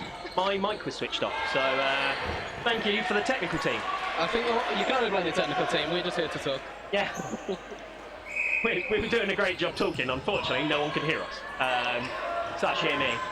And Sheriffs obviously missing quite a big player as they transferred over to Mighty, the Meteors. So Yeah. it'll be interesting to see how they're dealing with that, especially where it's a wing player. Obviously, quite a reshuffle on the team. Oh, as you say, on a wing player, Dom absolutely clipped on the toes there. Yeah. It's one of those, you see people in the crowds just having a smile. I think you hear it before you even see it. And high pressure by Simon, but just really smart play by Jordan there, just being like, I'm going to get behind my player with the ball. It's either hitting them or not hitting me. So, I think James just caught on the pre-throw there. Not sure what happened. He went up holding his eye, but yeah, I think it's what will always happen at this level, where you need to commit so much to the throw that at times you're always vulnerable to that free throw. You see it a lot less in the women's game, where it ends up being a lot more double running counters. Yeah, I totally agree. But I think the single balls are far more effective in the guys' game. Oh, Just a quicker release, so. And, quite lucky there and actually regaining the second ball. And that's that free throw. That's the only reason that free throw there. Yeah. Is that set on that free balls. It should be a nice hit here from Derby. And as we said, a free ball release, but they've got one back and a hit. And there's Ed gone for that as well. Yeah, it was 1-for-1 trade on the free throw as we were. I feel like it's a good position for Derby though with 5v2. It's like we know our stuff now. This is crazy. That's a lovely running counter there. Managed to get up high, tucked behind the ball, but they still, I think both balls managed to clip them on the feet. So. I think it's that skilled player who delays their throw. Once they've made that committed high dodge, it's game over. Yeah. If you've got someone confident enough to take that throw. About 30 seconds left here. Big catch for Sheriffs would tie this up. They've got the free balls moving up with the new rules in place of the. And that was the wrong team that made that catch. So. Commentator's curse coming into play a little bit there. Simon with a good. He was looking for it, but off-centre throw there. It's a safe throw. It stops the time being forced against you. Yeah, it's just really smart play. Like, actually, you notice that a lot, that unless players are actually looking to finish the game, very few catches are made in that 1v5 sort of situation, because it is so easy to play it at that metre distance. Yeah. Well, that's another, is that a 2-2? Yeah. Just managing out the end of that game there. That's two of the win. So, 2 apiece. Big hits for something there on the Derby women's game. I'm pretty sure everyone heard. But quite loud. Yeah, coming into the second game there, 2-2, or third game? Yeah, second game. And again, that quick start, not even Dom running, actually Dom was the person quick starting. Yeah, that's what I mean, they've got the calibre of Robbie and Dom, it's just so much speed. Yeah, it's also quite surprising because both of their quick starts have been at the ball so far. Oh, it's up, and he's caught it. It was close to hitting the back of Dom's head there. There's always that nerve. Hits into one, hits into another. Could have actually been 2 players out had he lost control onto his back. So we've seen it a million times before. Great double hit on Tom. That was beautiful grouping from those throws as well. jumped up and both of them just bottom of the feet as he's in the air. Really nice. Committed, I think. So you get, that's the block we were on about there. Coming close, and great honesty from Dom there. Not sure what I saw, but the refs didn't see it, but he's called himself out. Ooh. Are they going to set for that forward? Looking for the cheeky no-look cross score. Yeah, they've took the one. Very nearly paid off as well. I'm not going to say about anyone in particular making a catch for Targo. I don't want to put that on them. I'm going to say confident for him. I mean, he's got a lot of time left in the half in this frame, but still, it's not an enviable position to be in, the 1v5. No. Not many players. I feel like when you're on court though, in that 1v5 position, there is the yeah, you probably heard the side from both of us there. It's easily done. So dropping that ball, going over the middle line, it's just. So for anyone that's unsure around that ruling, if you can drop your balls in order to try and make a catch. If you make that catch, it is okay that they go over the middle line. But they unfortunately dropped them to look. Oh, Dave! Okay. He's away. Never mind, he knows how to shut me up. What a catch there. Just set on the floor, and as soon as it goes into your chest, actually, you can rock back with that ball and take some of the sting out of it. But yeah, I think that's a lot of the movement. So a lot of people you'll see will drop to the floor and keep their body quite prone and upright. It just encourages the ball to bounce away. Yeah. I think even once you are committed to the floor, there's still a lot of movement to be done. Yeah. Oh yeah, for sure. And that's a nice straight there as well. Yeah. They're actually just playing really smart dodgeball. Realised that they were 6-4 up. Take a 1-for-1 trade for one of Derby's strong players. Put you in a great command. Oh, that block into yourself there. Unlucky there from Don. Just didn't quite get a good enough connection on the block. Is he going to take it together? That double running counter there from Jordan and Don. So committed. You saw them look at each other, decide a target, follow it through. It's all you can ask for from your wingers. Sheriffs are that team where they do train and play together so well. Well, they have a Tuesday and Thursday, don't they? I do think so. If anyone was looking to get into dodgeball, you go onto the British website. There is a club there, and you can get involved. Well worth.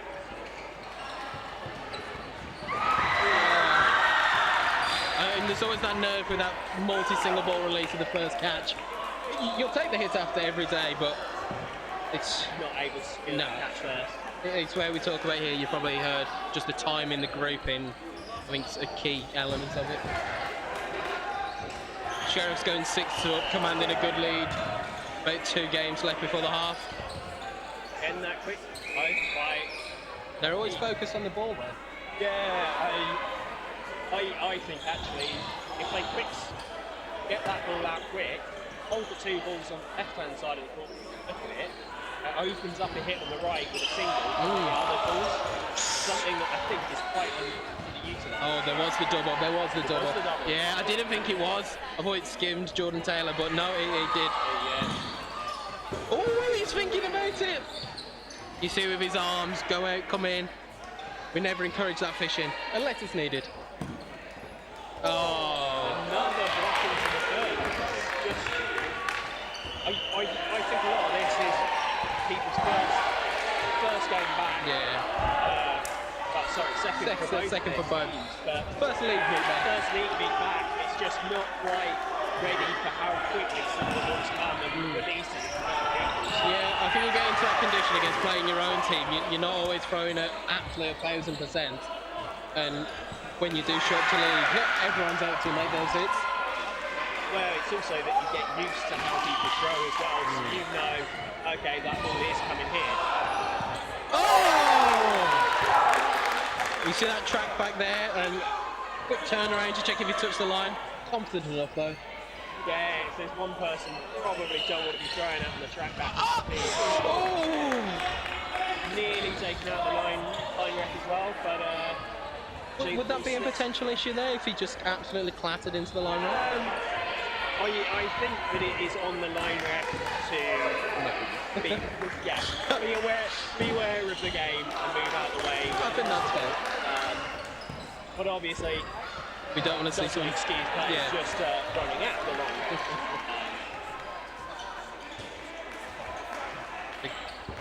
Ooh. Nice block there. Oh, great composure there. Perfect in the communication, just letting everyone know. They were falling, but one did roll over to the other side, but still really smart play. 4. That is a really smart play there. Yeah. He realised it was a double running counter and actually decided to square up and release their ball. So retreat, you're always in the defensive, and pretty much the best thing that can happen is you manage to get a block. Yes. Whereas by stepping up, you're far more likely to go out. But nice, a little bit of a juggle there. I think it's using that body, throwing yourself back and taking that ball with you. So as long as it doesn't matter if your whole self's on the ground, as long as the ball's not, it's a catch. I think Tim still might be muted. Oh, seriously? Yep. That is, I think I am being sabotaged by my co-host here. So you can only blame the operators. Okay, sorry. You got to blame the man behind the scenes. For those of you that are wanting to also get involved in either the commentary or operating the live stream, do message Alex Such. I'm sure he'd welcome any more volunteers. Hopefully we can improve on this system as we go on, possibly a second camera. Some great movement there. That is incredibly gutting there. You've done a good play, made a great hit, and then actually you just get punished for it. You can't ask more from your player to be hitting them in the feet, but when it pops up, it's just so unfortunate. And great movement from Dom there, coming back from an injury from last season where on his Achilles. So that movement there was so confident. I think there's a lot of that actual adrenaline pumping through you where injuries out the window, you might play through it. I think pretty much everyone that plays dodgeball has played through at least one injury at this point, so... I mean, there must be a survey out there for broken fingers. Not that I'm saying people thinking of joining, and there is a lot. I'd say it just happens. I'd say it happens more at training than at league. I think it's when you're not focusing as much, not playing 100%. And also a lot of the time it seems to be balls that aren't travelling as quickly as expected. Just means you try and catch it before the ball's there and it just clips your fingers. Easily. Derby playing very sensibly there, just slowing the game. Some great right communication down. there. They realise there's about 5 seconds left. They're 2 players up. I think a big they don't need anything. Can change everything. Are they going to release? Lovely smart release there, and then the fake to just that single seal ball. it out. And again, our operator is out of time. Throwing us. There we go. Throwing us down the river here. As I was saying earlier, please message Alex because we do need more assistance, evidently. Whether it be commentary, operating, anything's appreciative. But yeah, 8-4 to Sheriffs at the moment. So anyone's game still. Yeah. What do you think Phantoms need to do to really sort of turn over some of these tight frames into their favour? What I noticed in that first half, that their double running counters were really paying off, but they just weren't connecting the hits. The balls were travelling at the same time at the same target, but I just don't think they were connecting with the players, which obviously that 2-ball release on that running counter is always the risk. Yeah. It leaves you in that 1 or 2-ball situation. But if they're taking that hit out, it does put you in a better frame. Yeah, for sure. I suppose the other thing is also there seems almost a slight disconnect between the 2 wingers a lot of the time, where one's pushing up a little bit higher than the other, just leaving themselves a little bit exposed, and it also means the timing of their throws is slightly out, and it just may, if they tighten that up a little bit, it may mean that they're able to convert more of those into hits. You see both teams now at the half-time actually in discussion of what they think. It's still anyone games, it's only 2 frames. Frame can be anything from 30 seconds, 3 minutes. Yeah, definitely seen bigger turnarounds than this. Yeah. The previous game of the Spartan Storm game, going 8-2 up at the half, and then coming down to a final minute set. I think at 12-12. No, I believe Storm won it. Yes, to the 14-12 in the minute set. Yeah, apologies. So this Phantoms team, I think this is actually pretty much the same team as last season as well. I don't... the acquisition of Dom Smith. Played for Nighthawks last season. Yeah. Dom Swift moving over from Nighthawks, and I think that's it. Yeah, they brought Ryan Ellis up from the seconds. Ben Paddock secured himself now as a first-team regular. Yeah, I think he was a bit up and down he's last season. on the fence a little bit. Yeah, but he seems to have secured himself as a first-team regular now. Yeah, I have to say, like, Dom's fitted into this team so well. Like, actually, looking at this, you wouldn't expect him to be a player that hasn't been playing with these guys regularly, and I think a lot of that is their training, that they do train quite regularly, gets a chance to gel as well. Yeah. I think that is a lot of it, because you can put the best players into one team, and if they don't know how they're playing, I think I would back a confident, well-drilled team. Oh yeah, for sure. I think you see more in the women's, where the communication comes out and the teamwork comes out, where they know what each other are doing, with that non-verbal communication in a way. I think a lot of that is the women's game is more reliant on working together. The more, even if it's a single release, they need to be running up together on that running counter so that they're not sure who's releasing. In the guys' game, I think it's slightly less important because of the speed of the throws. Yeah. Obviously, the court is the same size. So effectively, the guys are throwing from closer because they do throw faster. And a little cheeky attempt there, I'm going to call it. I say cheeky, but playing with Dom Holmes last season, I think it was something I got used to, and in Division 2, it was easily to get away with. That lack of concentration for a second makes you know there's a ball coming towards you. Yeah. It'd be interesting to see if actually... That's what we're talking about there from the Sheriff's game. People coming back from Worlds, dropping the ball when you can pass them back in the rules here still.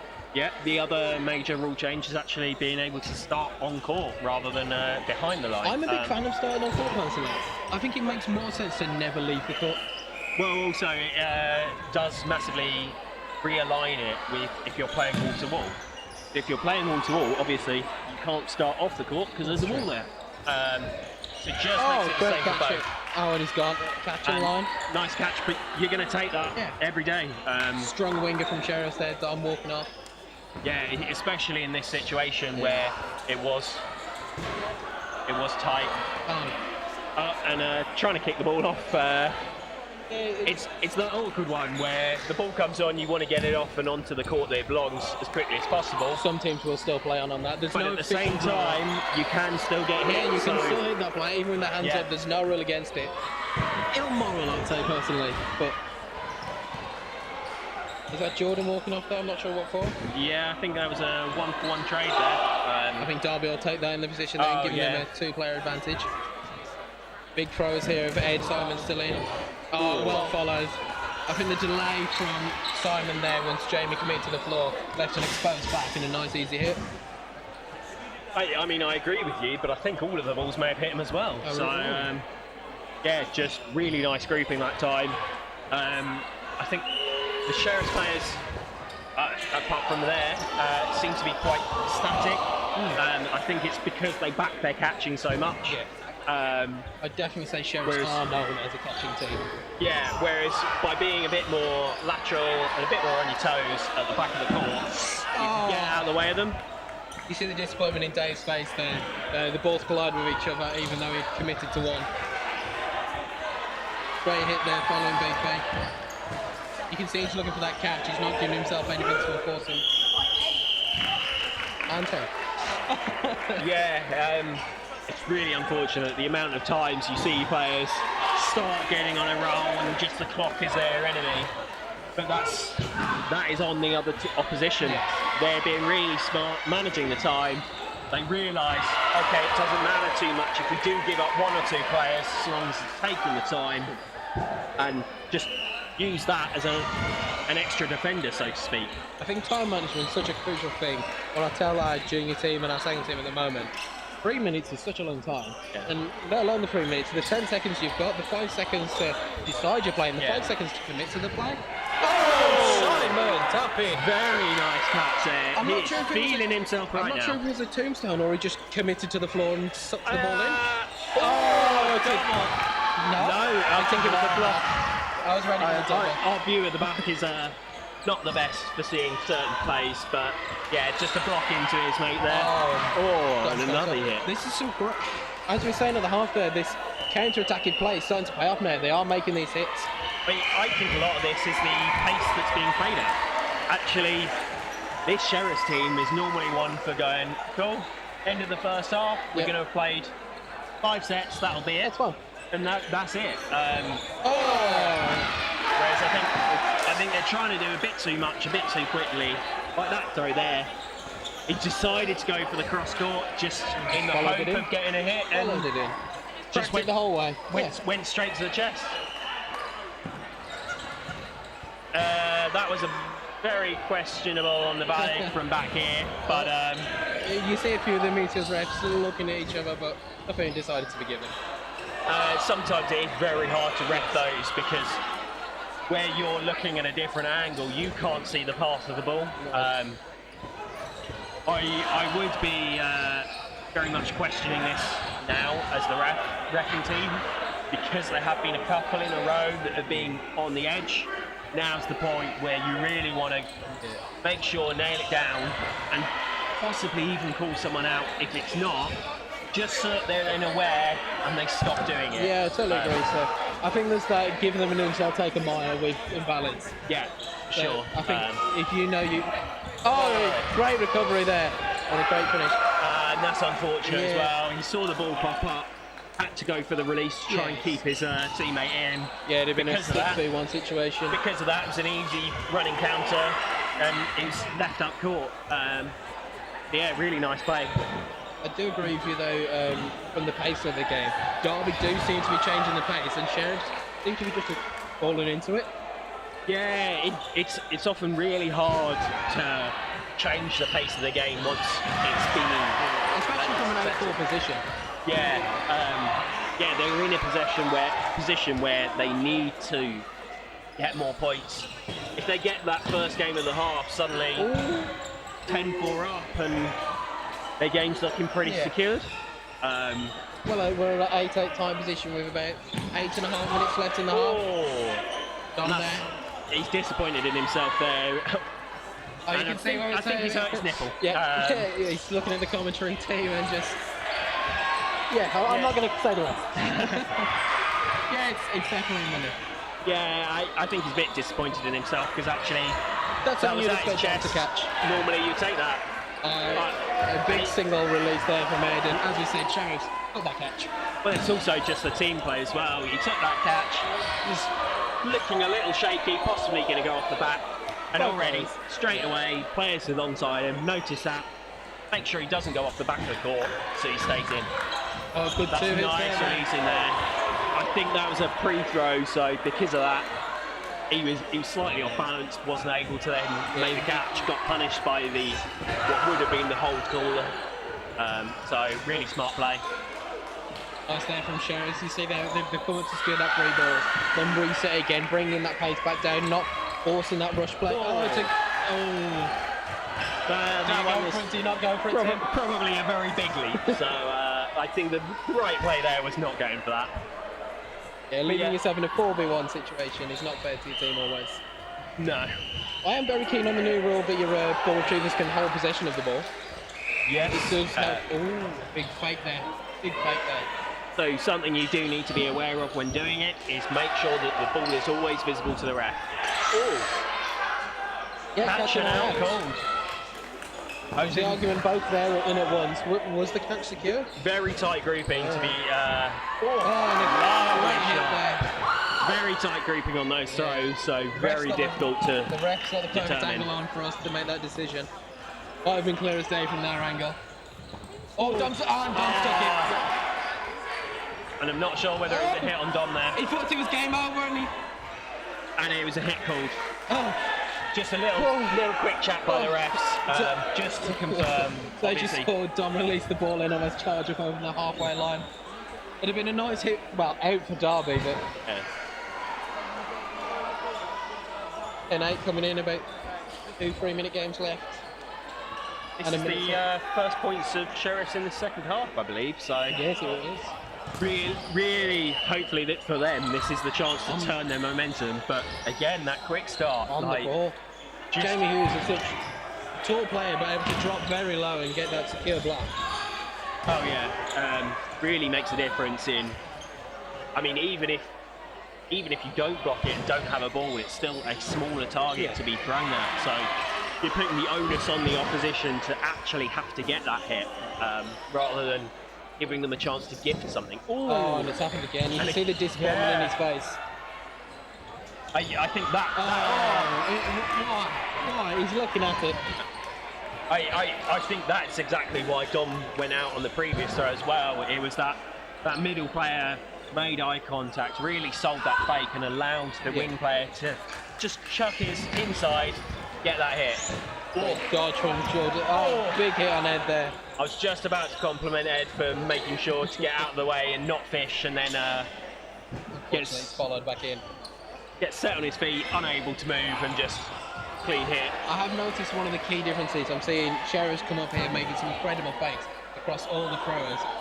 I don't think Derby, I think there might have been some, or this frame. I don't think I'm looking more for it now. They'll give away 4 here, which is an ideal position to be in. What was the question here? Are you do you release the 2? Do you release the 3? What? Well, We'll find it. we just found out the Sheriffs did a 2 and then a single, and I think actually that was exactly what Phantoms just did. Neither of them managing to connect with a hit though, so I think both teams are going to be slightly annoyed at that. You generally want to guarantee a hit on a 4-ball attack, and Sheriffs manage it that time. Some great tracking there. When Dom commits in the air into a small target and then drifted to the right. Yeah. Some great tracking on the throw. Well, I think it's also that slightly delayed throw as well. The first ball is really to ensure that they have to dodge. The second ball, once they've dodged, once they've moved, a lot harder to then move again. A big trade? Oh no, Simon there with the free throw. Yeah. I'll see if I'll be eating my words here coming up on the fake. Play free called here from the refs. Free release, sorry. And again, that was nice. Yeah. It was almost an early single ball high, and then the other two were able to see that he's gone to the floor, gone low, track the hit.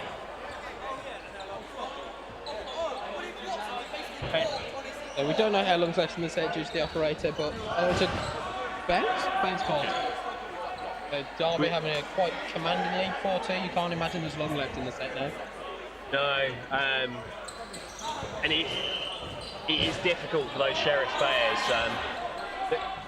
They do love a catch, but this Phantoms team are doing really well in just relying on Simon, playing the ball away from those players that will make those catches, and just wasting time, taking it out of them, and you can see a lot of these Sheriffs players are getting quite deflated by it. No, I totally agree. Well, they're in the same position as their last game now. They're going into the last frame. Even. Yeah. Lose it again in the last frame. That'll be both games today. Sheriffs are lost in the last frame. Yeah. I'm not sure whether I'd rather get absolutely confidently lose, so you know these teams better, or you've just thrown away in the last set. It's a hard choice. Well, I'd rather win personally, but I think that's the same for everyone. Oh, great hit there by Ed. Such line, such curve on it. But looking at it, it looks like a couple of these Sheriffs players may just be that little bit tired.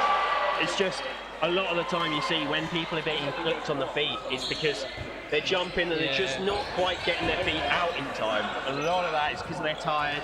They don't want to have to put the effort in every single time, or they just physically can't. So it'll be interesting to see. Ooh, nice counter throw there. It'll be interesting to see what the result was in their other game and exactly why those players are that tired, whether they were sort of last in a couple of times and that's what took it out of them. Look here, it's a big face across the tip. Oh, he's followed it! Hit first. Yeah, hit first, no catch. That's good covering play, but they end up losing a player for it. But did someone hit Jordan? I'm not sure actually what happened there. Has he gone for the catch? No, I do believe it was a hit after he'd released. Because he had to step up and stay further up to cover the catch.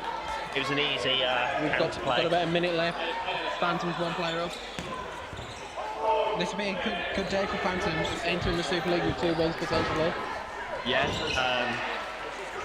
I think the table always takes a little bit of time to settle out. Oh, and the block from So BP lucky. on Ted. That almost looks like it may have been a double block, but The from refs our had other point of ideas. view, Yeah, the refs had other ideas. Oh, as he took it. Catch goal. That could take it. Yeah. With about 30 seconds remaining. 30 left. 1 player down, so still easily manageable. And again, just playing it that meter off the player. Valid. Yeah. Valid. Oh, this fish straight. This is looking commanding there from Do you step up? He heard the play too, and he knew that he had to go for it. So a smart play from Sheriffs there, the people wondering. So even if there's 1 second left in the game, if all the players are out, you'll go back to a minute set. So with Sheriffs being 3-1 down there on court. yes, So it steps off. They're playing for the draw here, knowing the win was unattainable. yeah. I mean, especially with how the tail end of games have gone out so far, they've been so well at managing the just playing off the player, not letting them a chance to have a catch. So I think this big quick start here from Derby could make or break this game, forcing Sheriffs to go on that push and attack, which it doesn't seem to be their game. I don't think Derby really need to actually necessarily change anything. I think Sheriffs are still in that position where they're going to try and chase the game, rather than possibly just resetting a little bit, slowing this pace of the game down, getting that one player up and seeing it out for the minute. Yeah. Ryan Ellis there, thinking out fishing, you see the hands twitch, and then remember he needs nothing. There's always that rich reward there where you're thinking of it. No hit called there on Simon. And good cover there, so his teammates staying up with him while he's on the floor. Yeah. Just making sure you can get back safe. He did seem a little annoyed at that last time it happened. He was sort of like, come on, you need to be covering there. If they release at me, you release at them. Because you're seeing more and more. Potentially 10. Stop. Oh, he's got to take the hit. Nice grouping. He took the hit! He's missed! Oh, that's a great hit from Sheriff. And that's a win for Phantoms. That's really well managed there. The communication on court, I don't know if you could hear it and whether it was picked up by the mics, but they were letting everyone know, we've got a player out, we need to go for it. Okay, we've got a hit, we can settle. Yeah, really well played there. Really well done from Derby Phantoms. What an entrance to the Super League. Confident 2 wins. Yeah, and on the flip side of it, Sheriffs, unfortunately, 2 losses. Yeah, very tight losses. 2 very tight losses, so I don't think they'll be too happy about that. No, I agree. It's this new Sheriff, so they've had some departures, so I think they'll take some time to adapt. But yeah, the other thing is also looking at some of the other fixtures on the other court as well. We saw Storm managing to beat Leamington Spartans. So the best they can manage is 1-1. And I mean, at least I don't foresee this Phantoms team being ahead of Spartans come the end of the season. So, you know, there's still loads of time. oh, totally. It's a very long season. Yeah. But yeah, not the best of starts for them. But hopefully we'll see them bounce back. Yeah. We'll love you though, Sheriffs. For what we do, wish you the best. No, Tim, it's been a pleasure. Yeah, and Cheers. you. Been glorious. How's that? Yeah.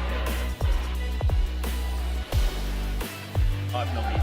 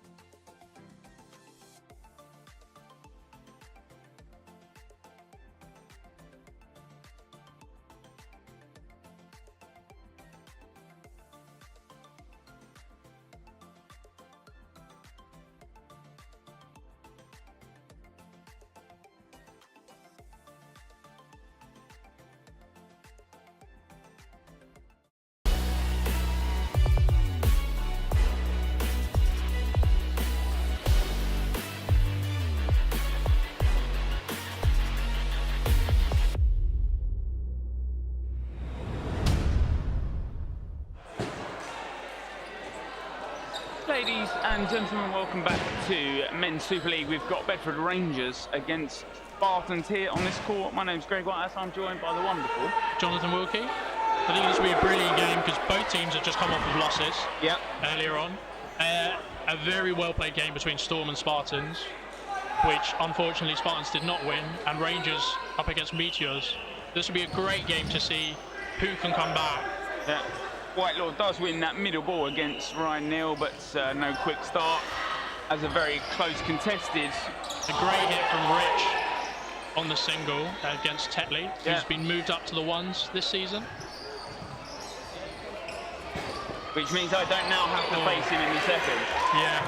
There's really unlucky there. A block from Finn into Neely, bringing it to 6-3 in Rangers' favour. Good start from them. And a great standing from Rich. Yeah, Stone Street here on the left side takes out Harrison. That's a great shot for him. Harrison, one of those names that you'll see time and time again if you've seen any European or Worlds, and Richard's taken out in that same play. And that was Ross, the new face in this Rangers Ones team. Yeah, come over obviously from MK Cyclones. Reece Woodgate left in. Doing a great job there, staying alive. And a good no-look hit. Problem there is Rangers probably shouldn't have given that many balls away anyway. And then Lee wouldn't have faced that. Great dodge from Reece.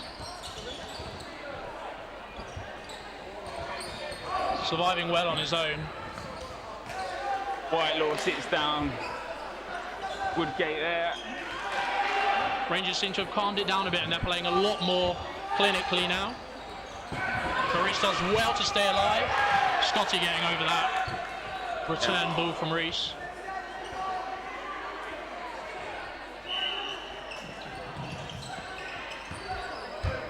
And they'll happily tire out Woodgate there, and it's a good little tactic early on.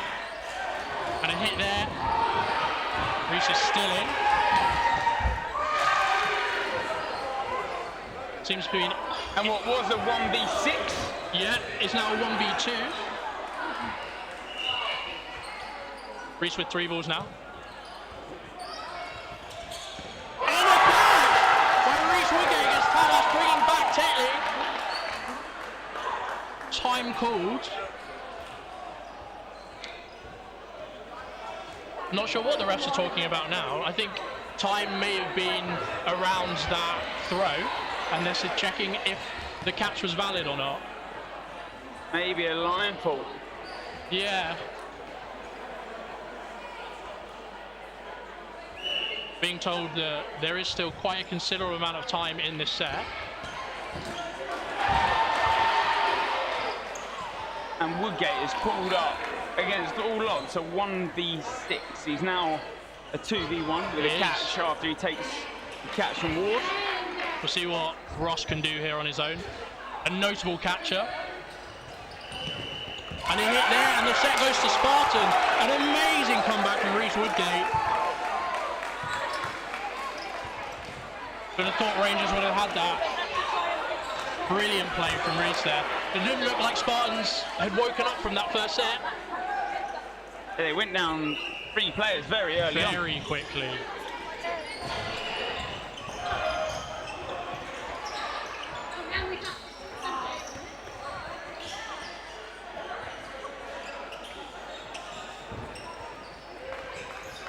And they could have happily played that whole set out to just make sure that they were that 6-on-1. Played the 3 minutes out. I think, personally, standing there from Rich again, and a hit on Tamas by Sam, if I were playing that, if I were Rangers, I would have done exactly the same. That 2-ball attack on Reece was a very good attack. It was just an amazing catch from Reece. I think Rangers, once they'd given away that possession early on, and there's a hit there in the middle, it looks. The refs are calling it a hit. And that's a 2-for-1, it seems, for Rangers, with Harrison and Tetley going out on that play. They think, obviously, the ball bounces, but thought... And this time, they do take him out. Yes. 5 balls, or 4 balls at Reece there. A lot harder to catch one of those balls from a 5-ball attack. Maybe you can do the 2.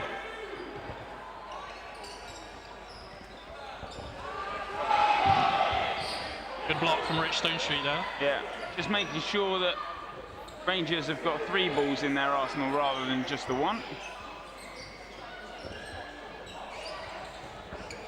And that time, And not a catch there from Rich. Kneeling against 1v3. he set himself perfectly. And a hit there. And the set to Rangers. Yeah.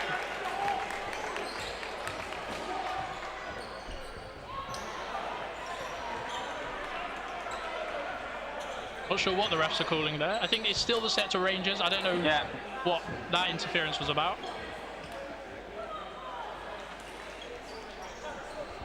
Yeah. So it looks like Spartans are just a bit slow coming out of the gates here, and Rangers are fully going for it. 3 balls to Rangers here.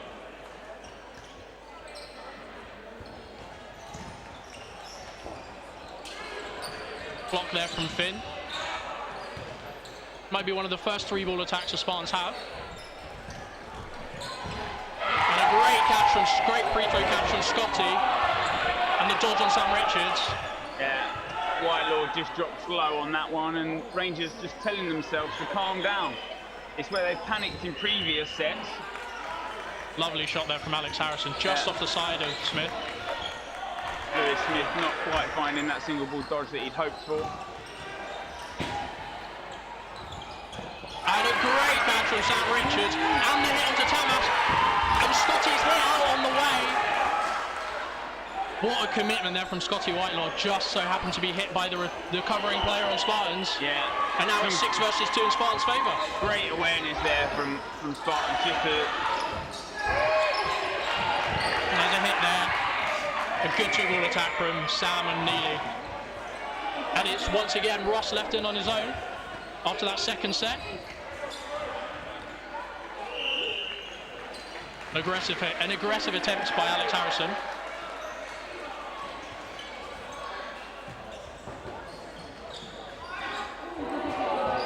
I don't know if you can hear that from the crowds. Ballsy attempt, yeah, by Ross.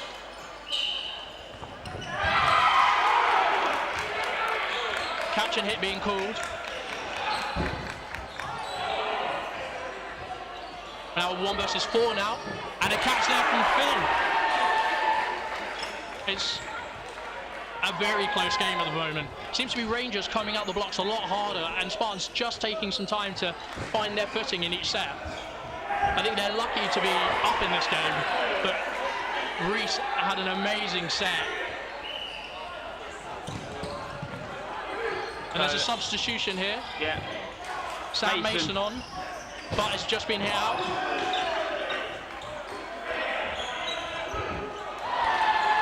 Spartans still going with the same 6 in their lineup.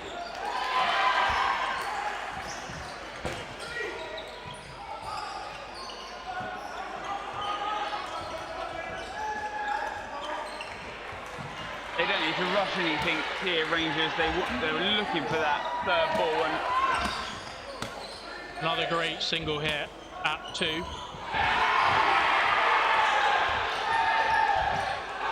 And a block from Ward. I think this is something Rangers need to be worried about, is if Spartans do find their rhythm like they have been slowly, that single ball attack is exceptionally, or their single ball aggression is exceptionally strong. 2 balls there sent, and a great dodge from Ross there. Always looking for that single ball that maybe if one is slightly delayed or not on target, but he gets good the standing.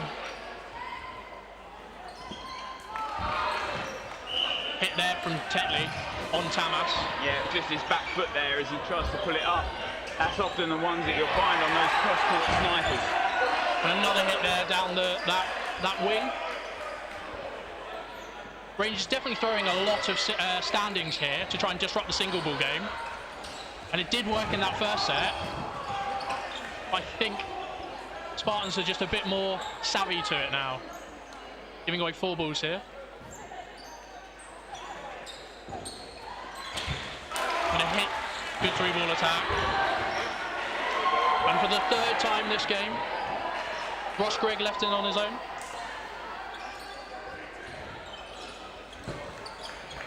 And a hit by Ross.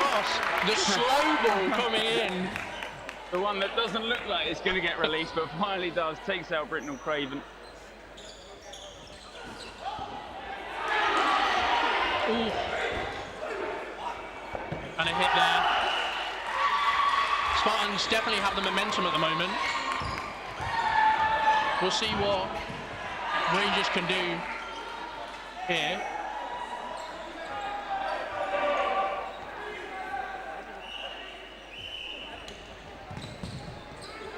Tamas winning the middle ball for Rangers here.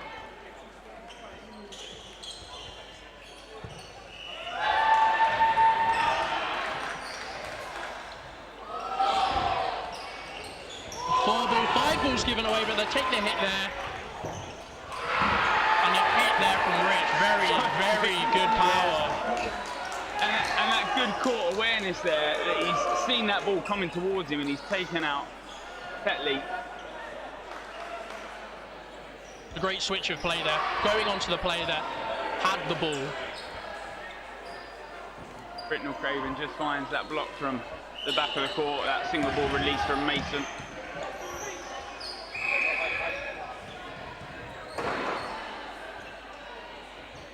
Rangers surviving a bit more in the middle now. Yeah. Good standing attempt by Reese Woodgate.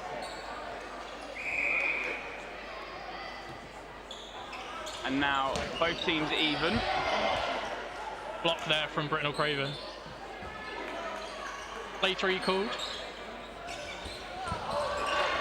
Very, very good dodging in the middle by Sam Mason. Yeah, that dodging that he should have been looking for earlier in terms of trying to find those single ball, multiple ball dodges, but couldn't find it in the Meteors game. 3-ball attack from Rangers here. 2 hit, an unfortunate deflection there into Sam Richards off and with they're the Reese. ones you don't want to see. Yeah. They're the hardest ones to take. A great single up ball from Scotty Whitelaw. Just got that, Ross just getting that block off. Yeah. Spartans being caught napping a couple of times. I think people were calling it for a ball retriever error, but lovely block from Tamas Ward there Yeah, and to just survive. Yeah, and after that block, he's just making sure that the team settles down, doesn't want Ross Gregg throwing single balls. And that 4th ball now to come on.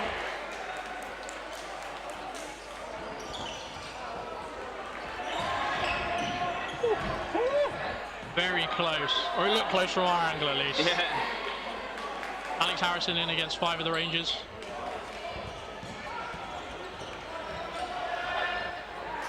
And a hit there.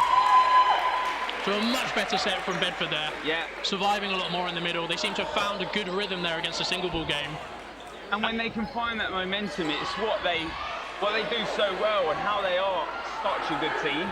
It's when they start losing their head and they start losing that mental sort of link that they have with each other, is when they start doing silly things. In a couple of the Opens games, you've seen Rangers definitely come up against some teams that have beat them in the mental battle at least. And a great catch from Sam Richards at the front of court. And he's just given away the 5 as well, so... No, just 4. No, 3. And a lovely catch from Sam Mason. Mason takes a single. Bringing back in Ross Gregg. And we're even in this set. Lovely dodge from Tetley there. And Whitelaw is now on that left side, a side he doesn't normally like to play into. Bounce there called. 3 balls back for Spartans. Block there, and a catch from Scotty. And a bounce on Tamas. Spartans facing 6 with the Bedford Rangers. Hit there on Tamas. Deficit down by 1. And obviously only that 1 set down now. 6-4 currently the score in this game. Stone Street just playing his life a little more. Whitelaw now back on that right side. Great post throw there from Rich. And Mason, great talking there in the centre. Such a crucial set because it's quite late in the half. We've probably only got one more set after this.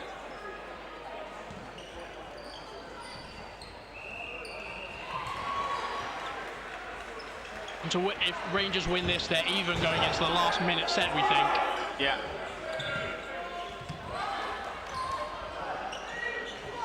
Still the 3 balls for Spartans.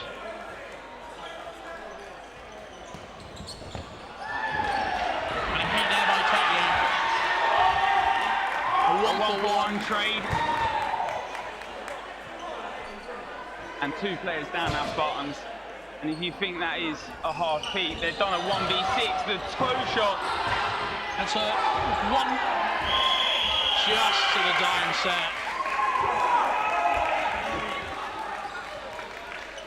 Very, They've very called close it for there. Rangers. Yeah. I think that's the half, and it's 6-all going into half time. A good first half. Been very close, obviously. The big set in this one was that first set starting us off. Rangers actually went 6 players to 3 players against Spartans. Obviously, Spartans then pulled that 1v6 by Reece Woodgate. One I'm sure he'll be saving into his favourites. And it's been streamed as well. I think that set was immense for the momentum. If Rangers had won that, they would have been going into that second set with such a heavy weight behind them from how convincing that first set almost was. I think that momentum shift of Reece bringing back that 1v6 gave Spartans quite a bit of fortune and confidence going into the other sets, which gave them that time to build into their game.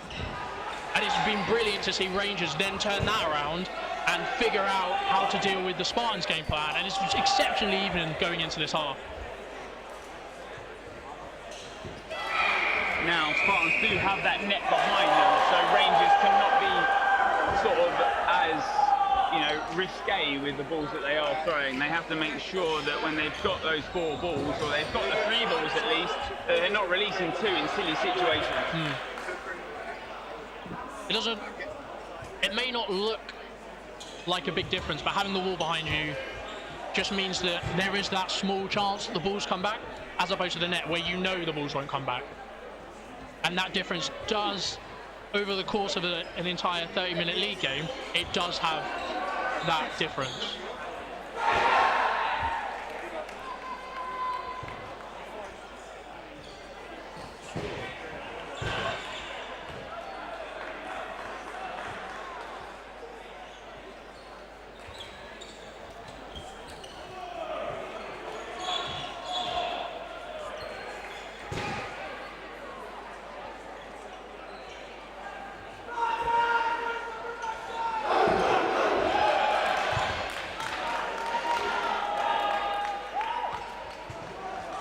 When lining up for the second half. So no changes for side of Rangers, with, I believe, Gerald Lee got his jumper on now and isn't even with the team, so he's probably looking at, he feels like he is mentally in that space. It's either, I did see him come off shaking his hand, so it might be a finger thing. Oh, okay, yeah. But there have been no changes for Spartans either. I think the confidence is with both teams that the 6 players on court will be able to get the job done. Block from Scotty there against Finley.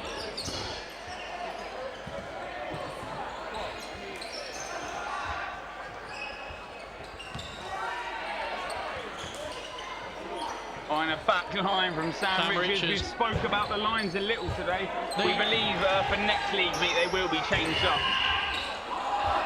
Richards goes low, there. Lovely dodging there. Goes low, goes high, smart dodgeball. Are they changing the colours of the lines? I believe so. They are quite tough to see, even from here. That line where Neely is at the moment is a bit hit or miss, and Sam Richards does like pushing that line. He plays to the line at the front of court and at the back of court. But it's good to see that the line refs are keeping on top of things like that. And a lovely catch from Alex Harrison, bringing back Sam Richards leading Scotty Whitelaw to the outbox. And a good single ball throw. Putting Spartans 6-4 up halfway into the set. Releasing 3 balls there, and 1 ball returns by Neely, leaving Spartans with 4. Yeah, they could have had 5 in that situation, which would have proved deadly, because now Rangers are only 1 player down and they've got a ball in hand. One takes out. Oh, the free throw almost with the catch. Put himself in such a good position there to take it. He set himself so well, like you said. It's that when they have set themselves so well that you should really not look at throwing those single balls. Another block.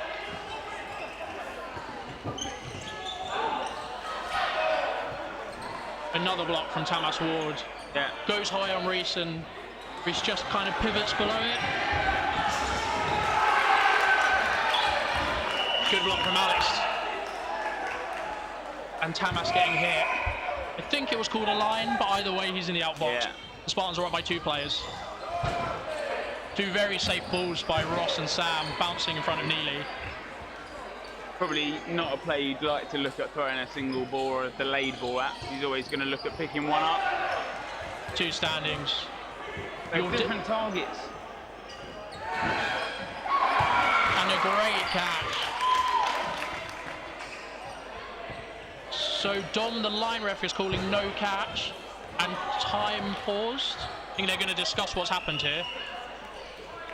It looks like the ball popped up and Ross takes the catch. It's whether or not there was another hit, or I think there's a question of a line.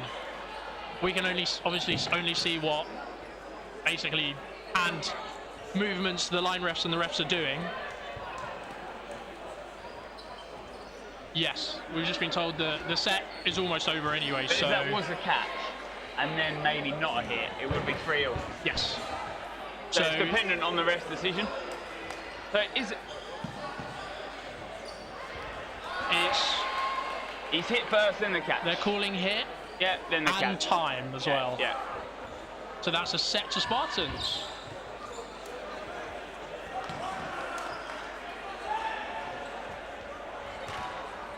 A very even set there, especially for the first set after half. I think that'll be a really important set for Spartans to win.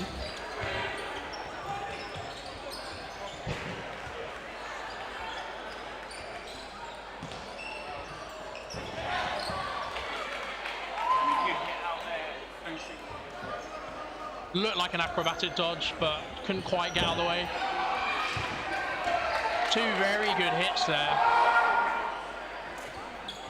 Maybe not specifically the call, but they got away with it. Yeah. Now they're up. Spartans are up by 1 player.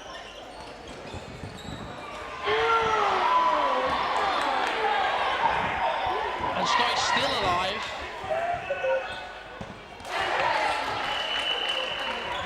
So it was an amazing catch by Scotty, I think. Sam is hiding behind Scotty there in the neutral zone.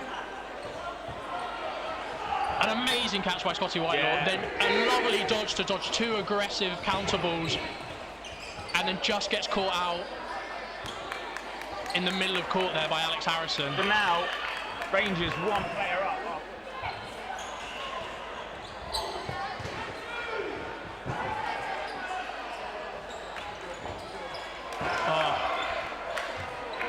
I think Rich was just a bit too focused there on Tetley in the middle and not seeing Neely's ball, which was a great shot on the foot. Now we're even between the 2 teams. We were even between the 2 teams. And a catch there. There when Sam struck back and he stepped back. That's his bread and butter there. We'll see what Tetley can do on his own against 4. He gets the single hit, but then gets hit out by the other balls. That's a set to Rangers. It was the set they wanted after the Spartans came out from into that second. So we're now back at 8 points apiece. There have been some massive clutch moments between both of these teams in both sets.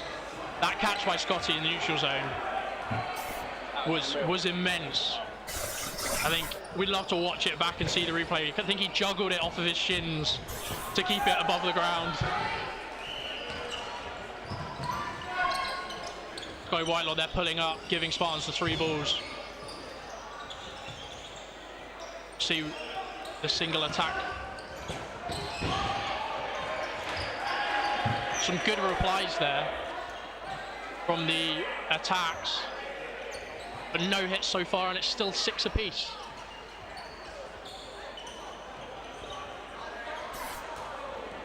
Third ball being given to Spartans. I think it was thrown cross court from our right here.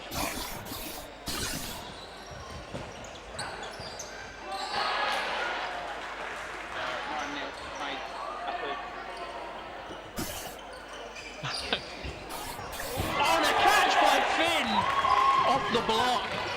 Finn's just up in the air, floats it to him, and he picks it up easy.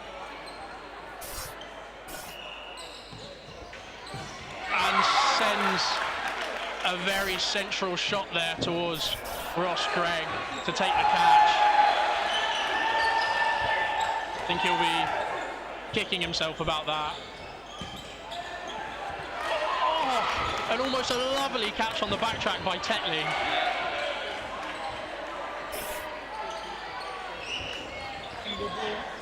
And a post throw. And a lovely shot. Can't be disappointed that he's taken 2 out in this 10-stone streak, so a good set for him. Oh. Kamas nursing his shoulder a bit. Often has that shot where he starts throwing. The ball pops up. That's fine. Oh, and a lovely hit by Neely. Reese surviving there with a great block. Now Spartans are up in this set against, once again, 2 of the renowned catchers. And a great standing from Ross Grigg there on Ryan Neal.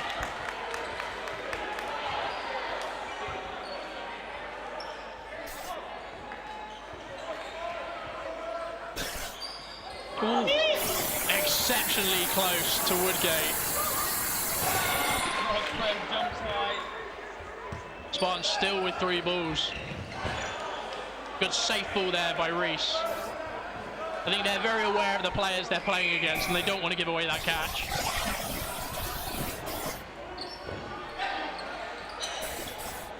Oh, just drops the catch, and the hit there. The high ball, and then 1v1, and the hit by Reese Woodgate. Spartans take the set. And it's now 10-8 to Leamington Spartans with just under 7 minutes to go.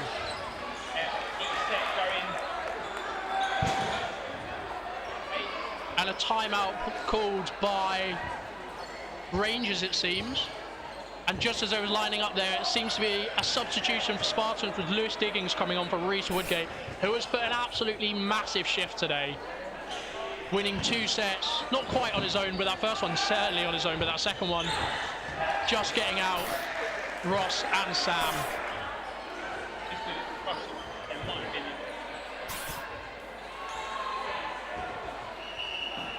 I think the discussion there is that I think Ross didn't think he was hit, so didn't leave the court, and it took the line refs and the middle refs to send him off court, so it does look like it's a blue card.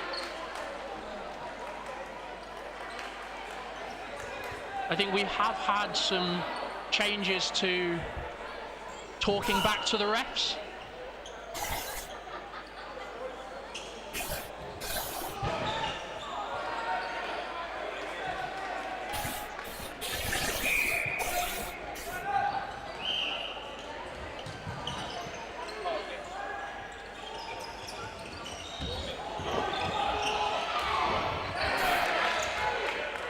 We're just sorting the audio issues out with Greg's mic.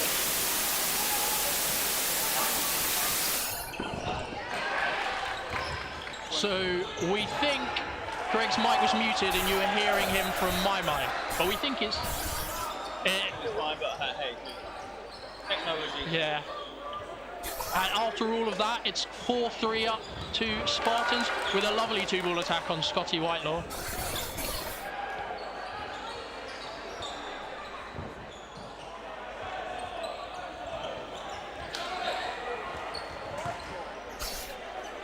The Spartans just taking it slow to certainly see out this set against 2 remaining Bedford Rangers.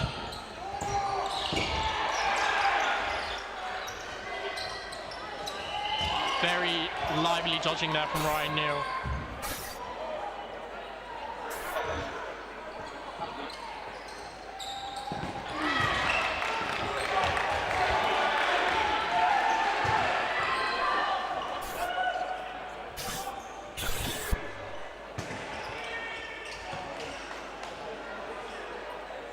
We'll share the mic, that should be fine. After Greg's technical issues, and that was a set to Spartans. And although that set might have gone to Spartans, Rangers probably wanted to finish that as quickly as possible. Now they've got 6 back on court. Now 2 sets down, with just under 5 minutes, our clock says.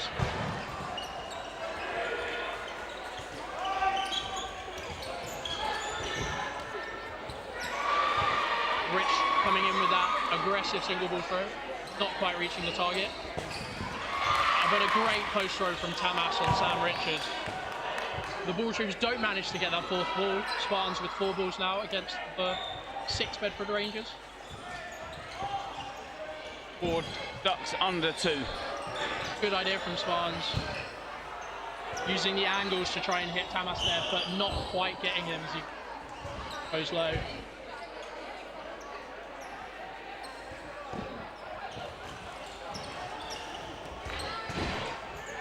And a back line called on Tetley. That back line, the lines that we spoke about, the British dodgeball lines, that are probably somewhat the same colour as the court, but slightly distinguishable. The new British dodgeball branded purple tape on these blue futsal courts of St George's. A great post. What a ping on Lewis Diggins. Scotty with that lovely shot just coming off the foot. If you heard the crowd's reaction to that, sounded like a hit from here on Tamas. Dom Smith, the line ref, is calling him out from behind. Tamas's reaction. It looks like Tamas is going to be carded as well from this. I'm pretty sure he was hit. I think it hits his inside leg. I think I heard it from, but obviously it's a very loud ball. His reaction. Great dodge from Scotty, who are now up in the set.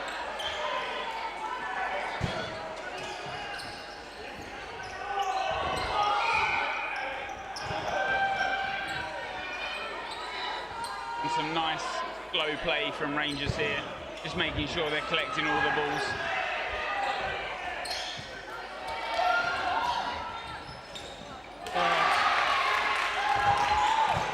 Unfortunately, Scott just can't quite get low enough against Neely's throw. Now we 2v2. And the back of court snipe. And the catch from Ross. The refs have called a timeout there. I do believe Tamas is captain, I believe, so he can have these conversations with the refs. I think what he's debating is that one ref is calling him out, one isn't. Yeah. And so I don't think Tamas personally didn't know what the decision was. I think it's a bit unfortunate from Tamas there because the ref calling him out was behind him. Yeah, that's a hard one to judge. Yeah, so the refs in front of him, some of them may have been calling no hit, but the ref who was closest to him and behind him was calling a hit. Yeah. It's just the communication there needs to be a bit more readily available between the refs and the players on court. Yeah, 100%. The way Scott is calling Tamas over it, I think he is going to be carded just for his reaction to Dom. Once again, with that crackdown on the way players speak back to refs after decisions.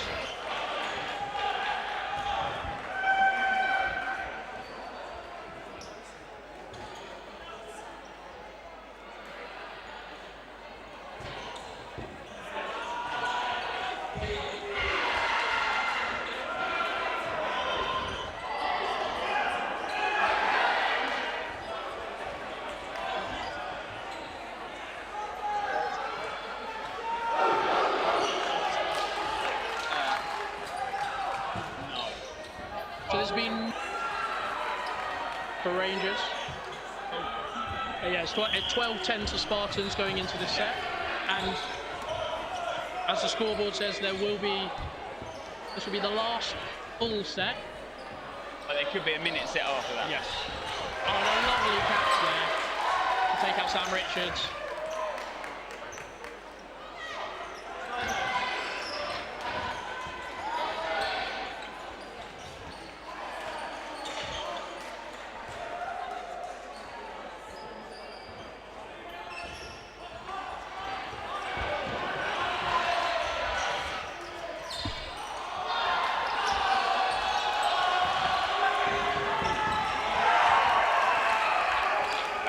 Hits out there, the ball gets feeded back to Tamas Ward. They've got 3 now, Rangers, and they're 2 players up in this set, a set that is going to be so clinical in the end score of this game. Oh, and some great off-target hits there. You would have backed Rangers to have finished the set as quick as possible to be able to get the win going into the last set, but they're now even. A great dodge by Lewis Diggins there. Rangers releasing 3 balls on it. Spartans coming forward with 3. Minute remaining, we believe.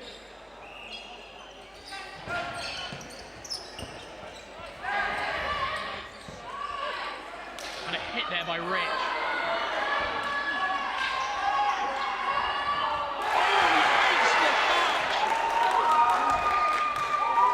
Spartans with a player up and 4 balls.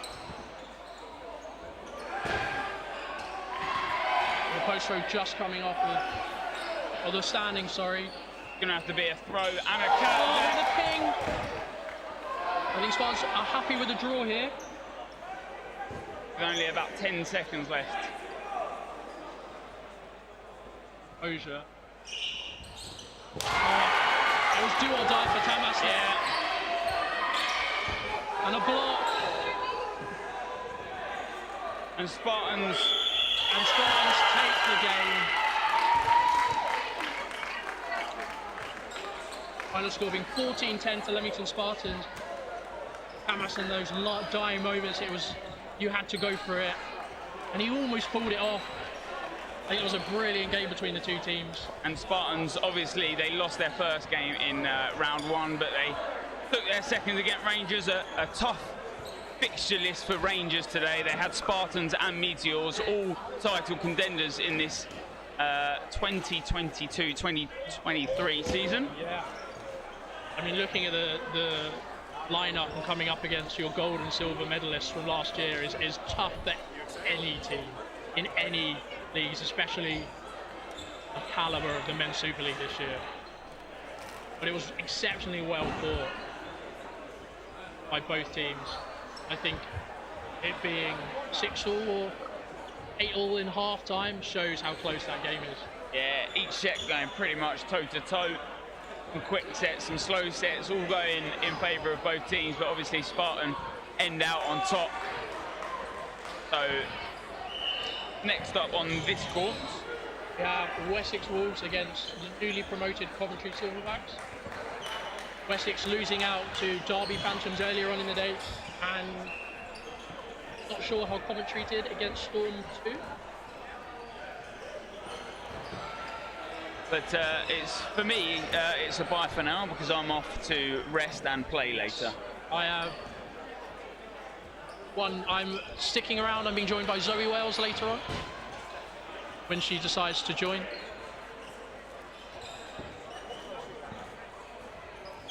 I will see you for now, and I'll be back when this game begins.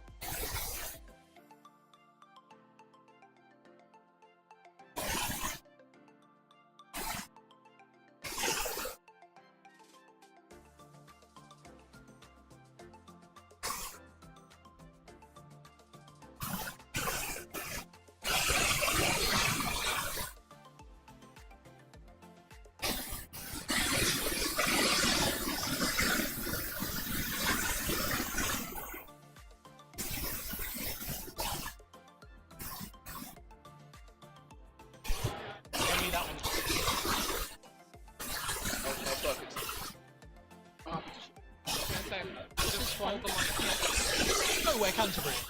Where else is it? No, I definitely don't know where Canterbury is. No. My geography is terrible.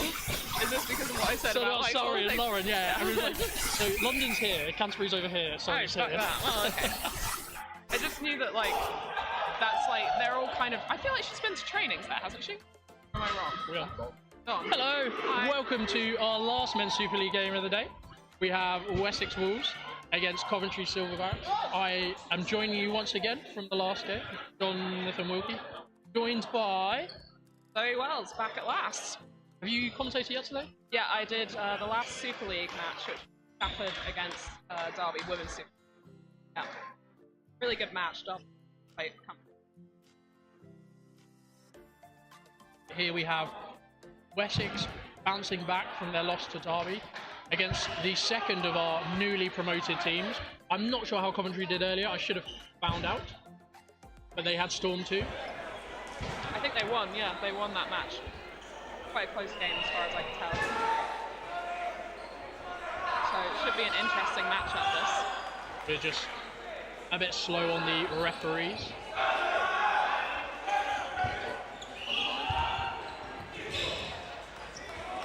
And the 3 balls go to Coventry Silverbacks.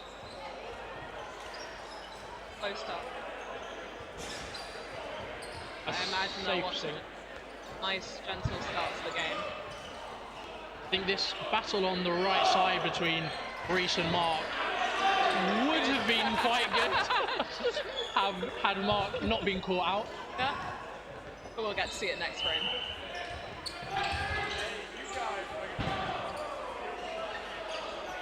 Wessex coming forward with 3 balls. And a great hit on Pete Chandler. And a lovely return hit by Alex Good revenge shot, that. Nice reaction speed. on Ben Phillips of Winchester fame. I think that's a bounce there on Dan Brown. Of Warwick Warriors fame. One, the only. Great, Safe sync that. a great dodge there by Dan Moore, one of the new signings for Coventry. 3 of their players are new this season. The 3 in the middle of Dan, Aidan and Jack. They've had quite a big expansion very, very quickly, haven't they? They've gained a lot of players from Leicester folding and Leicester Predators as well. A line fault there called on Josh. A great catch a couple of seconds ago to bring back Pete Chandler to Wessex ball. Really, really convincing start from Coventry. Very good start. Some great single ball catches. Very good control here now that they have a 4-player lead.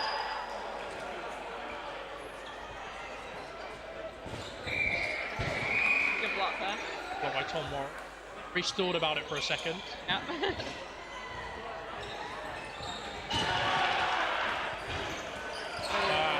The no-look cross-court from Reece Wiggins there.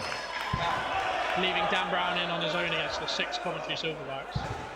He can totally take this. 6v1. Fuck him.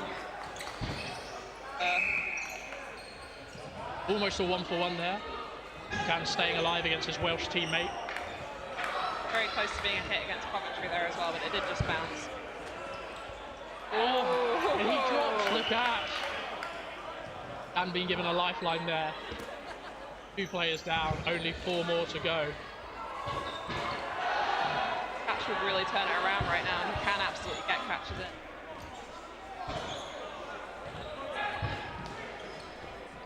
Three balls here from Coventry. Oh, just against the ankle. I think he was in 2 minds there, whether or not to go for the catch or the dodge. Yeah. Tricky to know there. Not that long had passed, I don't think, in the set, but you've got to go for catches eventually. So, Yes. tricky to know what to do.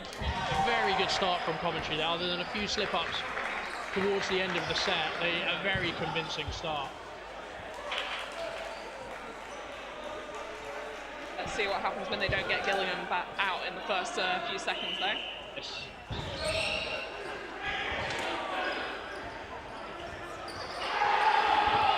A very good a return throw from Johnny Marriott there on the left. Even though they would have had 4, I think the hit on Reece is very valuable. Yeah. And a great catch by Dan. to bring Reese Which back brings in. Reese straight back in, yeah. That's unfortunate.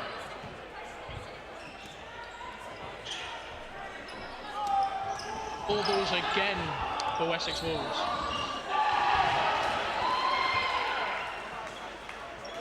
Good amount of pressure there on the wing from the Fox. Wessex don't convert the 2-ball attack on the left. Oh, fabulous hit by Pete Chandler. Hitting Tom Worrell as he goes into the dodge.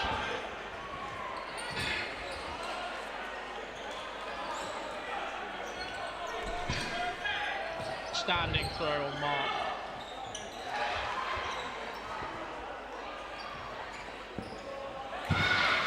Again, we're straight back to 6-2 for Silverbacks. They're really managing to hold these sets together really well. Oh, he Just against the ankle. looking like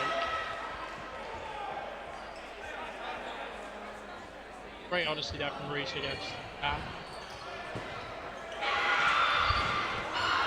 Lovely dodge and a catch there, and that's the set for Coventry. Great catching there by Alex Taylor. What he wanted to do in that first set but didn't quite manage to carry it off. Absolutely. Just looks like Wessex have been hit a bit too easily here. Yeah. At the back of court, at the front of court, Everywhere on court. Yeah. It definitely feels like Coventry have found a pretty high gear, and Wessex is still trying to get into the game. It's not letting them get any headway. Certainly, we've had a substitution here. George Jeeves on for Ben Phillips. And there's no changes from the Silverbacks. Why fix what's not broken?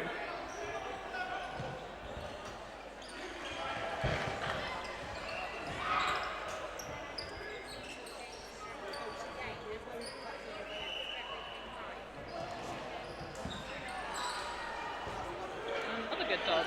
Nice and gentle compared to the starts we've had for the last 2 sets.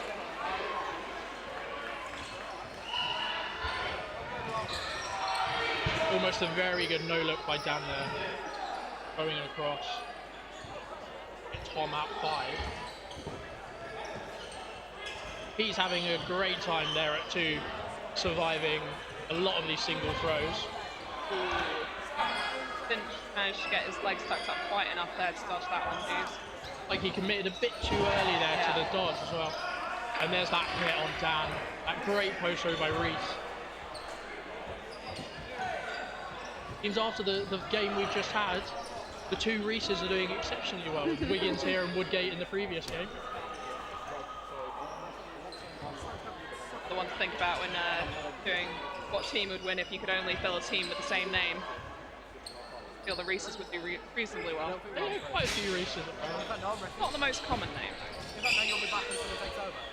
Sams, I feel, would definitely win. This is the slow indoctrination of the British Dodgeball live stream into the Catching Up podcast.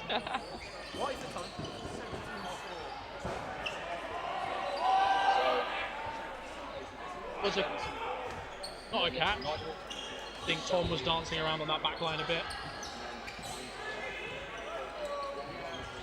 Great dodge of the 2-ball attack by Tom Worrell. Both sides doing really well to survive at the moment.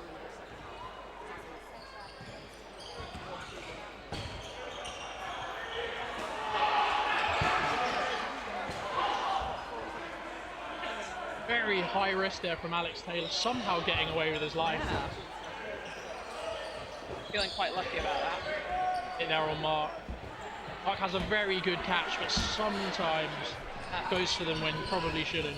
Feels like he hasn't quite managed to get into this game yet. Alex Taylor sucks up the reply from Tom Worrell. Lovely catch there. And a hit on Johnny Marriott. 6-0 down. You wait for something to start happening and then all at once everyone on Wessex is out. Yes. I believe a timeout's being called, a very smart decision being losing 6 sets, and how that last set went. I think calling a timeout there is a very smart idea. What do you reckon you'd be saying if you were in that little huddle there for Wessex right now? I think it just seems like Coventry have come out with a bit more desire. I think they've come out the blocks a lot faster, and Wessex just need to ramp it up a bit more. They just need to get into the game and get comfortable in the game, and then hopefully be able to battle Cov, who are taking a lot of catches. And I think Wessex are trying to play that single ball game, just not quite found where they want to be, and that'll take a bit to do that. Absolutely, it does feel like they're just getting pinged off left, right and centre, and they're not managing to do the same on the other side. And their catching game isn't quite there yet, whereas Coventry are absolutely on fire in that regard. So yeah, we just need to either meet Coventry in the same game style or switch the game style up completely and try and force the game to be something else. Very true.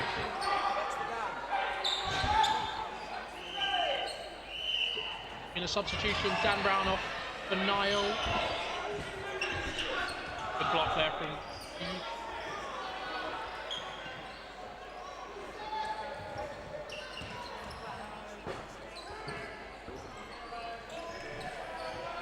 Cross-court there by Joss.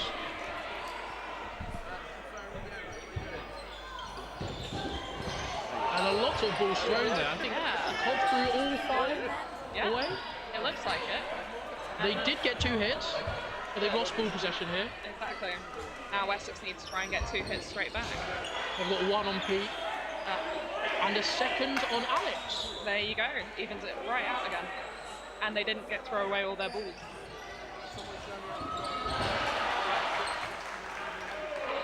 Fortunately there from Jeeves. Made the correct decision, just maybe couldn't quite get the block up. That looked like very, very low throw, quite a tricky one to get out of the way and start going down. And a hit there. No catch by Niall for the hit.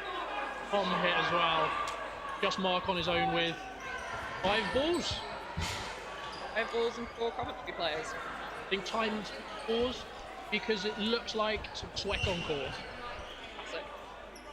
Not quite Euros where we had the mops. It'll happen one day. The cult heroes that were the mops. But give it a few more years and we might start getting mocked out at St. George's. That'll be when we really hit the big leagues.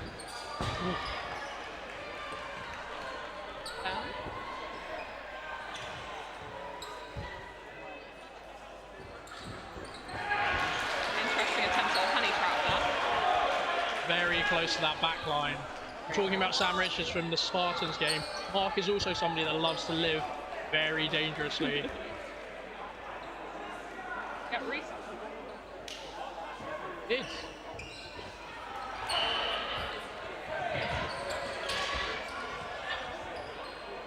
That does not look good at all. Definitely a time pause. Not entirely sure what happened there. It looks like his ankle. I was going to say, he did get hit while he was in the air, so I imagine he pulled his ankle off.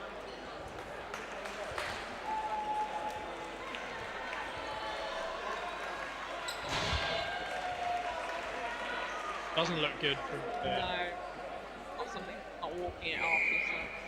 So. Get on. I think it would be safe to say, I don't think he should push himself. No, I don't think it's worth it this early in the season. Having a conversation again with Neely, who out of all the people knows this kind of weird medical system. He doesn't look like he's in a massive amount of pain. He's spinning around them. Slowly making his way off court. Don't know how far you can see him on that right side. Pushing back.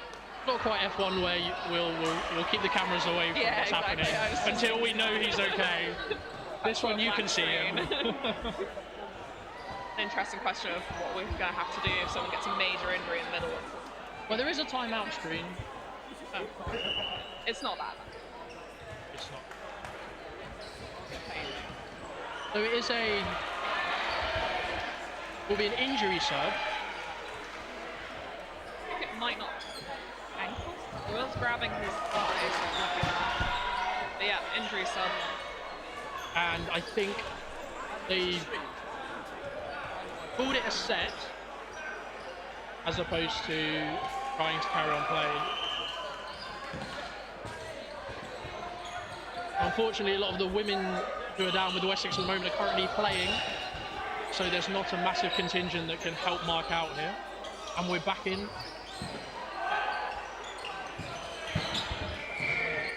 Blocked there by Johnny, left wing.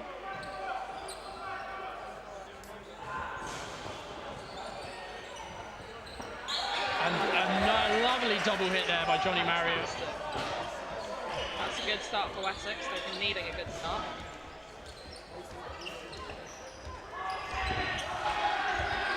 Fantastic. And it's already 6-3 for Wessex. Oh, I was going to say, can we see the bees jumping on screen? It's more the base of them jumping up and down. As we get distracted by the bees, the worker bees, I think, warming up. The set here, Oh, that's workers, yeah. the set here is 6-3 to Wessex. The first time they've been up. Well, that rolled off as high. Apparently not called out there. Has been called out He now, has yeah, been called good. out by Neely on the far side. Oh, a great hit by Tom Worrell. Fantastic. Coventry will probably need to do something big if they want to win this set now. 5-2.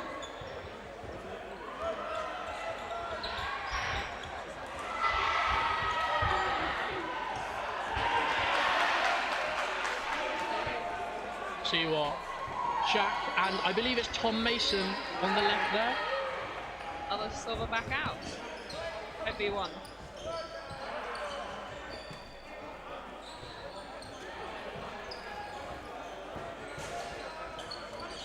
Good block there by Ben in the middle.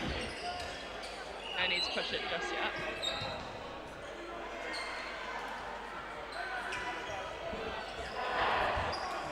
Oh, Ooh, fantastic tracking shot there as well. very good delayed shot there by Ben. And that's their first set. Well done, Wessex.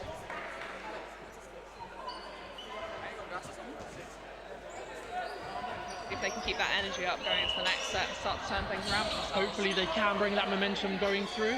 Losing one of their better players is a blow, but see if they can pull it out. A very lovely sidearm across court by Pete Chandler there. Very nice little pick. And Wessex come forward with 3. They release and get 2 hits. Dropping like flies at the moment, aren't they? That's Silverbacks as singles. That looked like a hit there. Looked like a hit, yeah. There you go. Oh. Cheeky there from Rhys Wiggins. Yeah, I was going to say, he's normally a very, very good, very honest player. I don't know if he just felt it a bit weird there, but that was very cool. Yeah. Fabulous post throw by Alex Taylor there, just off centre. And 2 very good blocks. Held by Silverbacks there as well. Throwing the full. Okay.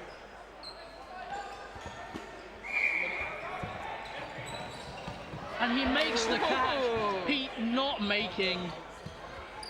Bench is he injured or is he just sad? Injured. Interesting. Very safe. Cleaning up a sweat patch in the middle here. Yeah. Moving over to the centre. Looks like he might have fallen on his ankle a little bit. Wessex with 5 boots after that play. That's fantastic play, that catch. Yeah, really, really great reaction speed to be able to get that. And amazing that he didn't get hit by Pete, to be honest. Very close markings. It's quite surprising because Johnny is about 6'4". Yep. There's quite a lot of him to hit. It did look about a foot off. Maybe if he was 7 foot. For Wessex with 5 balls against 4, and they direct it towards Pete, who managed to dodge the 3 and the delayed ball. Coventry coming forward now with 4 balls. They release 1, which Johnny almost takes. I think a bit of miscommunication there. Locked into himself, it looked. Yeah, cool.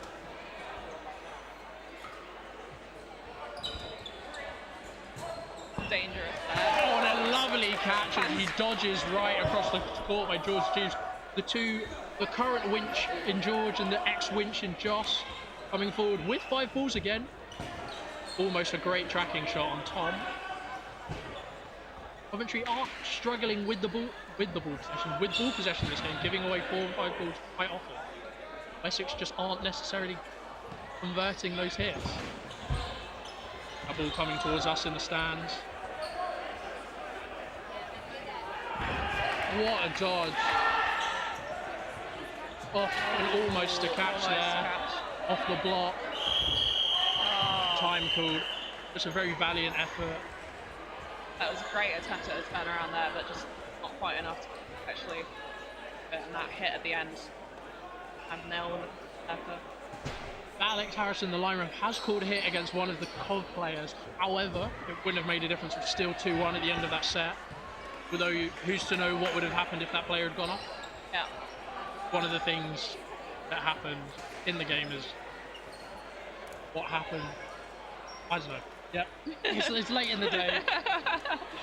And it's half time. I think I know what you were getting at. It's tricky to know what would have happened if someone had been called out, you know, how that would have affected the game. Yeah, exactly. Obviously, having that extra body on court does mean that they can add a bit more pressure that might not have otherwise been there and might be a bit of a distraction to a player that, you know, maybe they wouldn't have been hit if that player had been called out. It's very hard to know. It's a lot of what ifs. Being way more articulate than I am, which is why she writes the House of Dodge and I don't.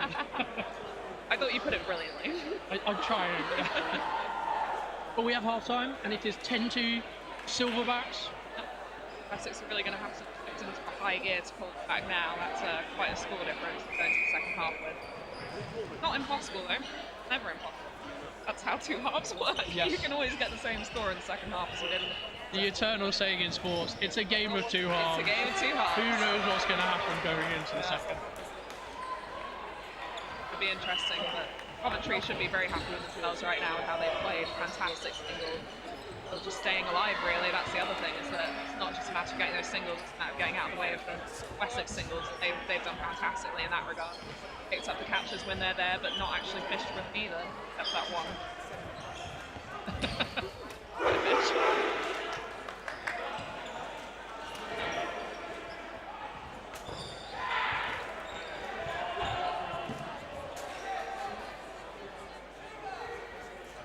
Making a sub here, taking off Pete Chandler, who's had a very good game.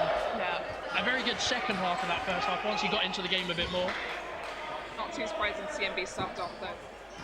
His ankle a little bit in the last frame of the previous game, so probably best to not risk it. Not needed for the rest of this half. They can probably win it without him. Might as well get a bit of rest and enjoy the rest of the match from the sidelines. Indeed. Matt.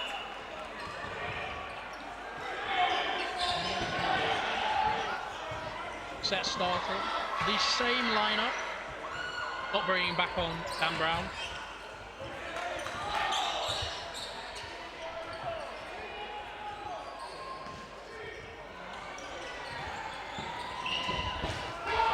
Releasing 2 balls there. Yeah, giving Wessex 4 again. It's like you said, they are very much comfortable giving away ball possession, giving Wessex.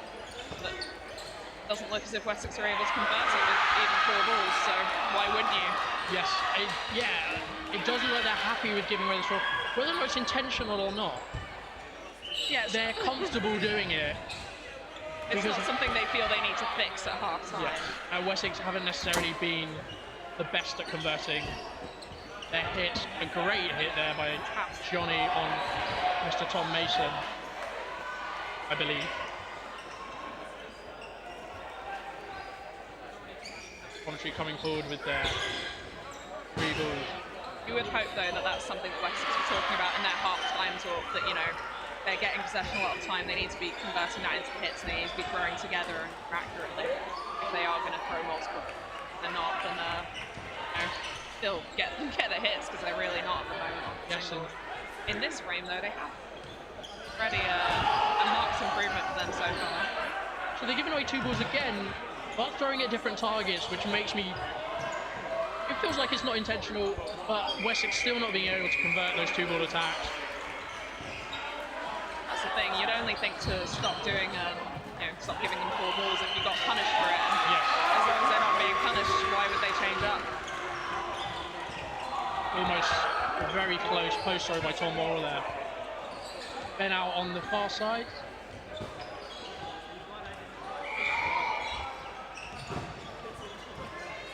Very good cross-court hit there. A great dodge. Johnny leaping into the air to dodge the 3. That evens it out to 4. Good idea with the standing. Jack dropping that ball. Very good reaction there to get the block Just up in getting time. the ball. And once again, 5 balls for Wessex. Can We'll they see convert what it? happens here. And they do convert it. Great cover there from Johnny to stop Dan from taking the pop-up catch. Would have been quite a hard one to get a pop-up catch on, but not impossible by any means.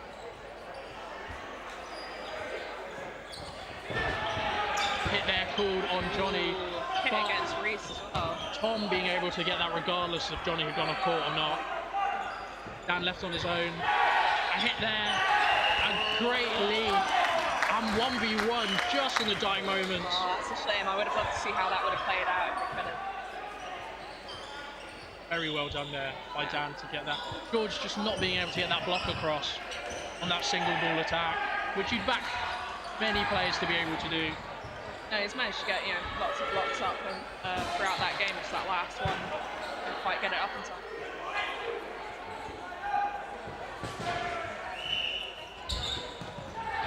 The set. George being subbed off there.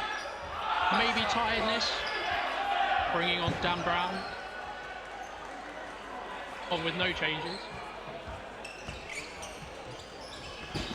Oh, and a lovely ricochet catch there by Niall. Just unfortunate from Reese. Yeah. If he hadn't caught that, that would have been a terrible block into a teammate. But as it was, fantastic catch. List of things you hate to see. Yeah.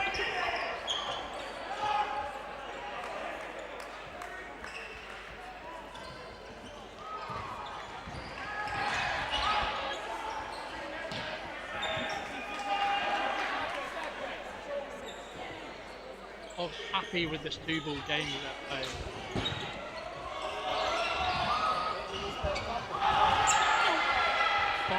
4 balls this time. Then releasing a single.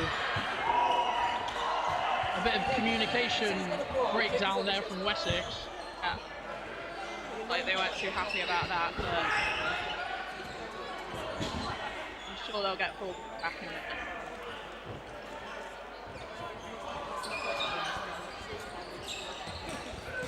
Seems to be a lot of releases here.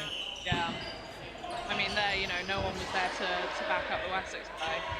Just kept stuck in the middle of court, high up, because they'd all released their balls by the time it started going down. So, Very true. not a good idea to release all and can't do any kind of defence whatsoever. But Wessex at the same time do have to start playing very aggressive now if they want to have any chance of winning. So it's a tricky one, They do need to be finishing sets a lot quicker than they are. Very close. But playing aggressive and playing silly and just releasing all, not quite the same. Wessex are even now. Wessex and Coventry even in this set. Oh, Fantastic great catch. catch there by Josh. Put themselves up in the set. That's Aidan Emery doing what Aidan Emery does very well. He's done for Virtue, he's done for Storm last season. Now Wessex are down in the set.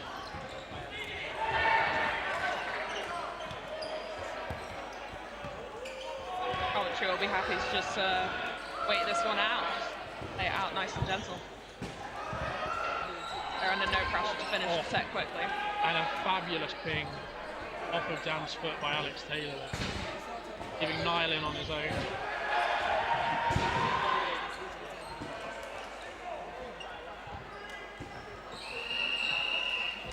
Time there and the set goes to Coventry. That should pretty much spell the end of it for Wessex.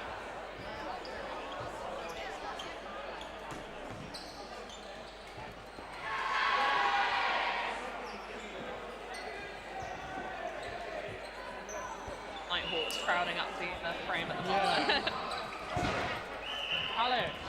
Alex, stop. Are we on that? Are we on 1 or 2? That's Silverbacks with 2 balls. Right, move away from John. A fantastic conversion there from Wessex. I managed to get a good single ball hit there. Lovely. I think something they've had an issue with, especially in that Derby game, Wessex at least, their target placement. There were potentially easier targets on court to hit with those single ball attacks. Definitely. Someone catches you, 2-3 sets in a row, you probably should stop targeting the singles. Just feels as if they don't always select their target that well. But we've just realised that the camera is showing you the rainbow. We don't know how long that's been on for. We should probably, one of us should have this Oops. It wasn't this frame. Chandler's back on as well. I didn't notice that. The camera is on again. Good block from Aiden there. Great hit. Great honesty from Aiden there. Yeah, that Didn't looked quite like see a that dodge from hit. here, but that is very, very good on.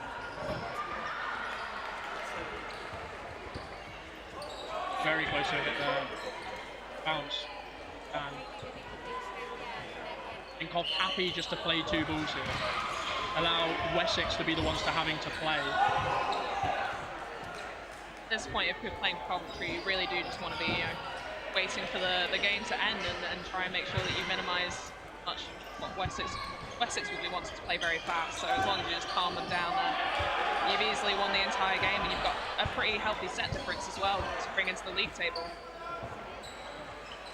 I think of coming into this league meet, playing Storm 2 and Wessex, Storm 2 narrowly avoiding promotion by the folding of a club, and Wessex just coming best of the rest as 8th place, I believe, last year.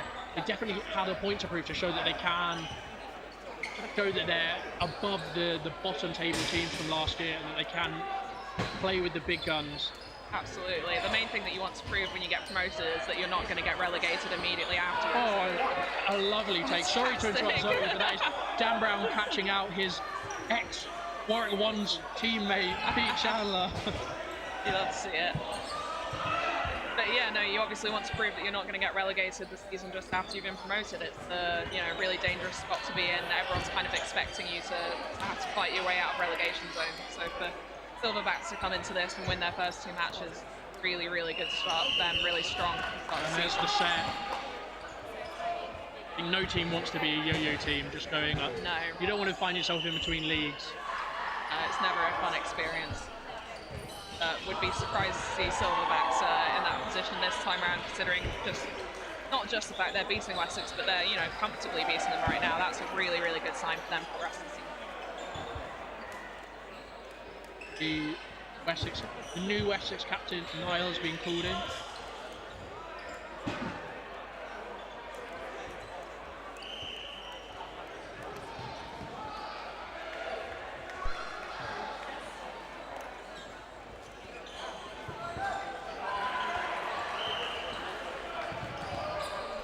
And the set just begun. Just double checking. And here we have Sam Walton of Raptors fame. Raptors fame? I'll take some fame at least. There's a block there by Pete Chandler. Seems to have picked up a ping on his finger. Reece Wiggins in the outbox. Yeah, to be fair, I was shocked to see Reece playing this. He has only... Reece Wiggins? Yeah. What's he carrying? I'm unsure, but he didn't play the first Cov game due to injury. So we've just found out that Reece Wiggins, the Cov captain, wasn't playing against Storm 2 because of it, and that was an amazing curved shot. Probably went 3 players in to hit Kyle there.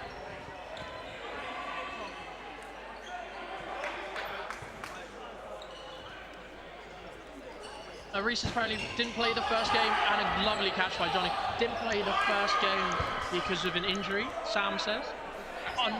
Undisclosed pop in. Wessex seems to finally be able to figure out their double ball attack. Bit too late to really do it now, though.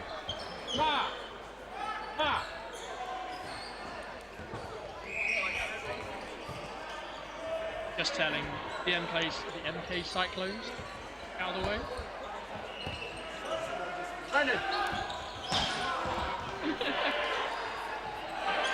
Feel we should really set some signs up to make sure people don't stand right in the way of the live stream.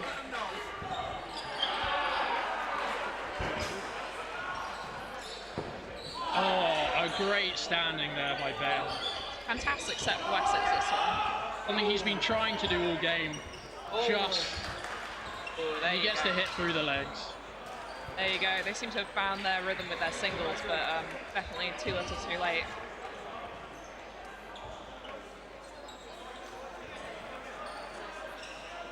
They have 2 minutes, give or take. To get reset the set. 10 points.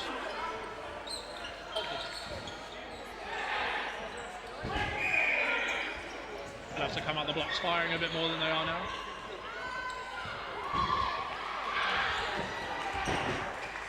Great dodge there. Up throws going back and forth, but still no hits this round. Lots of safe throws. Yeah. But what do you think of Wessex's new kit? I'm curious to know what Sheffield Uni think of it, to be honest. But no, I think it's a very nice kit. I've heard the reasoning behind it is that their logo is gold and has flecks of black in it, so you know, it makes sense to match to the logo. I think it's a really nice kit compared to their old kit. Yes, I do agree with you. But yeah, quite a shock to see it, and just sort of took me a second to work out what team it was. Also a big fan of Leicester Mustangs kit. I haven't seen it yet. What's It's it look like? oh, and a great deflection there, similar to the Wessex deflection about 2 sets ago. Hit there, and a great Fantastic post hit. throw revenge hit by Dan Brown. Absolutely necessary to keep them in this set. Assertive block by Johnny. Wessex come forward with 3. High single by Ben.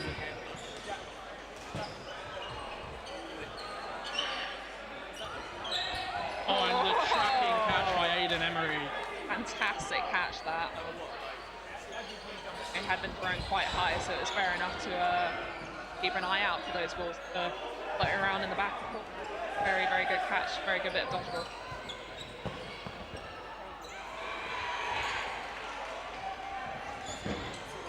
Once again, Dan Brown left in on his own. Not much time left either this time round. So we think this will be the last set if they don't get Dan out here. They don't manage to make the hit.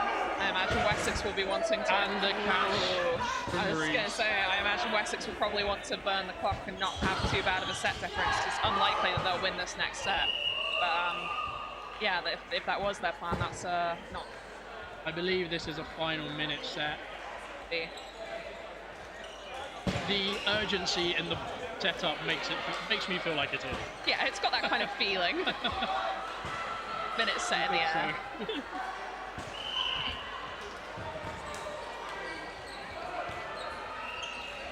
Ooh, Wessex giving away the 4th ball there. That's the 3rd ball. 4th ball, Was the 4th ball. Was the 4th ball. Great little single there from Reese. Immediately Silverbacks are up. Any hits there. And they're even further up now.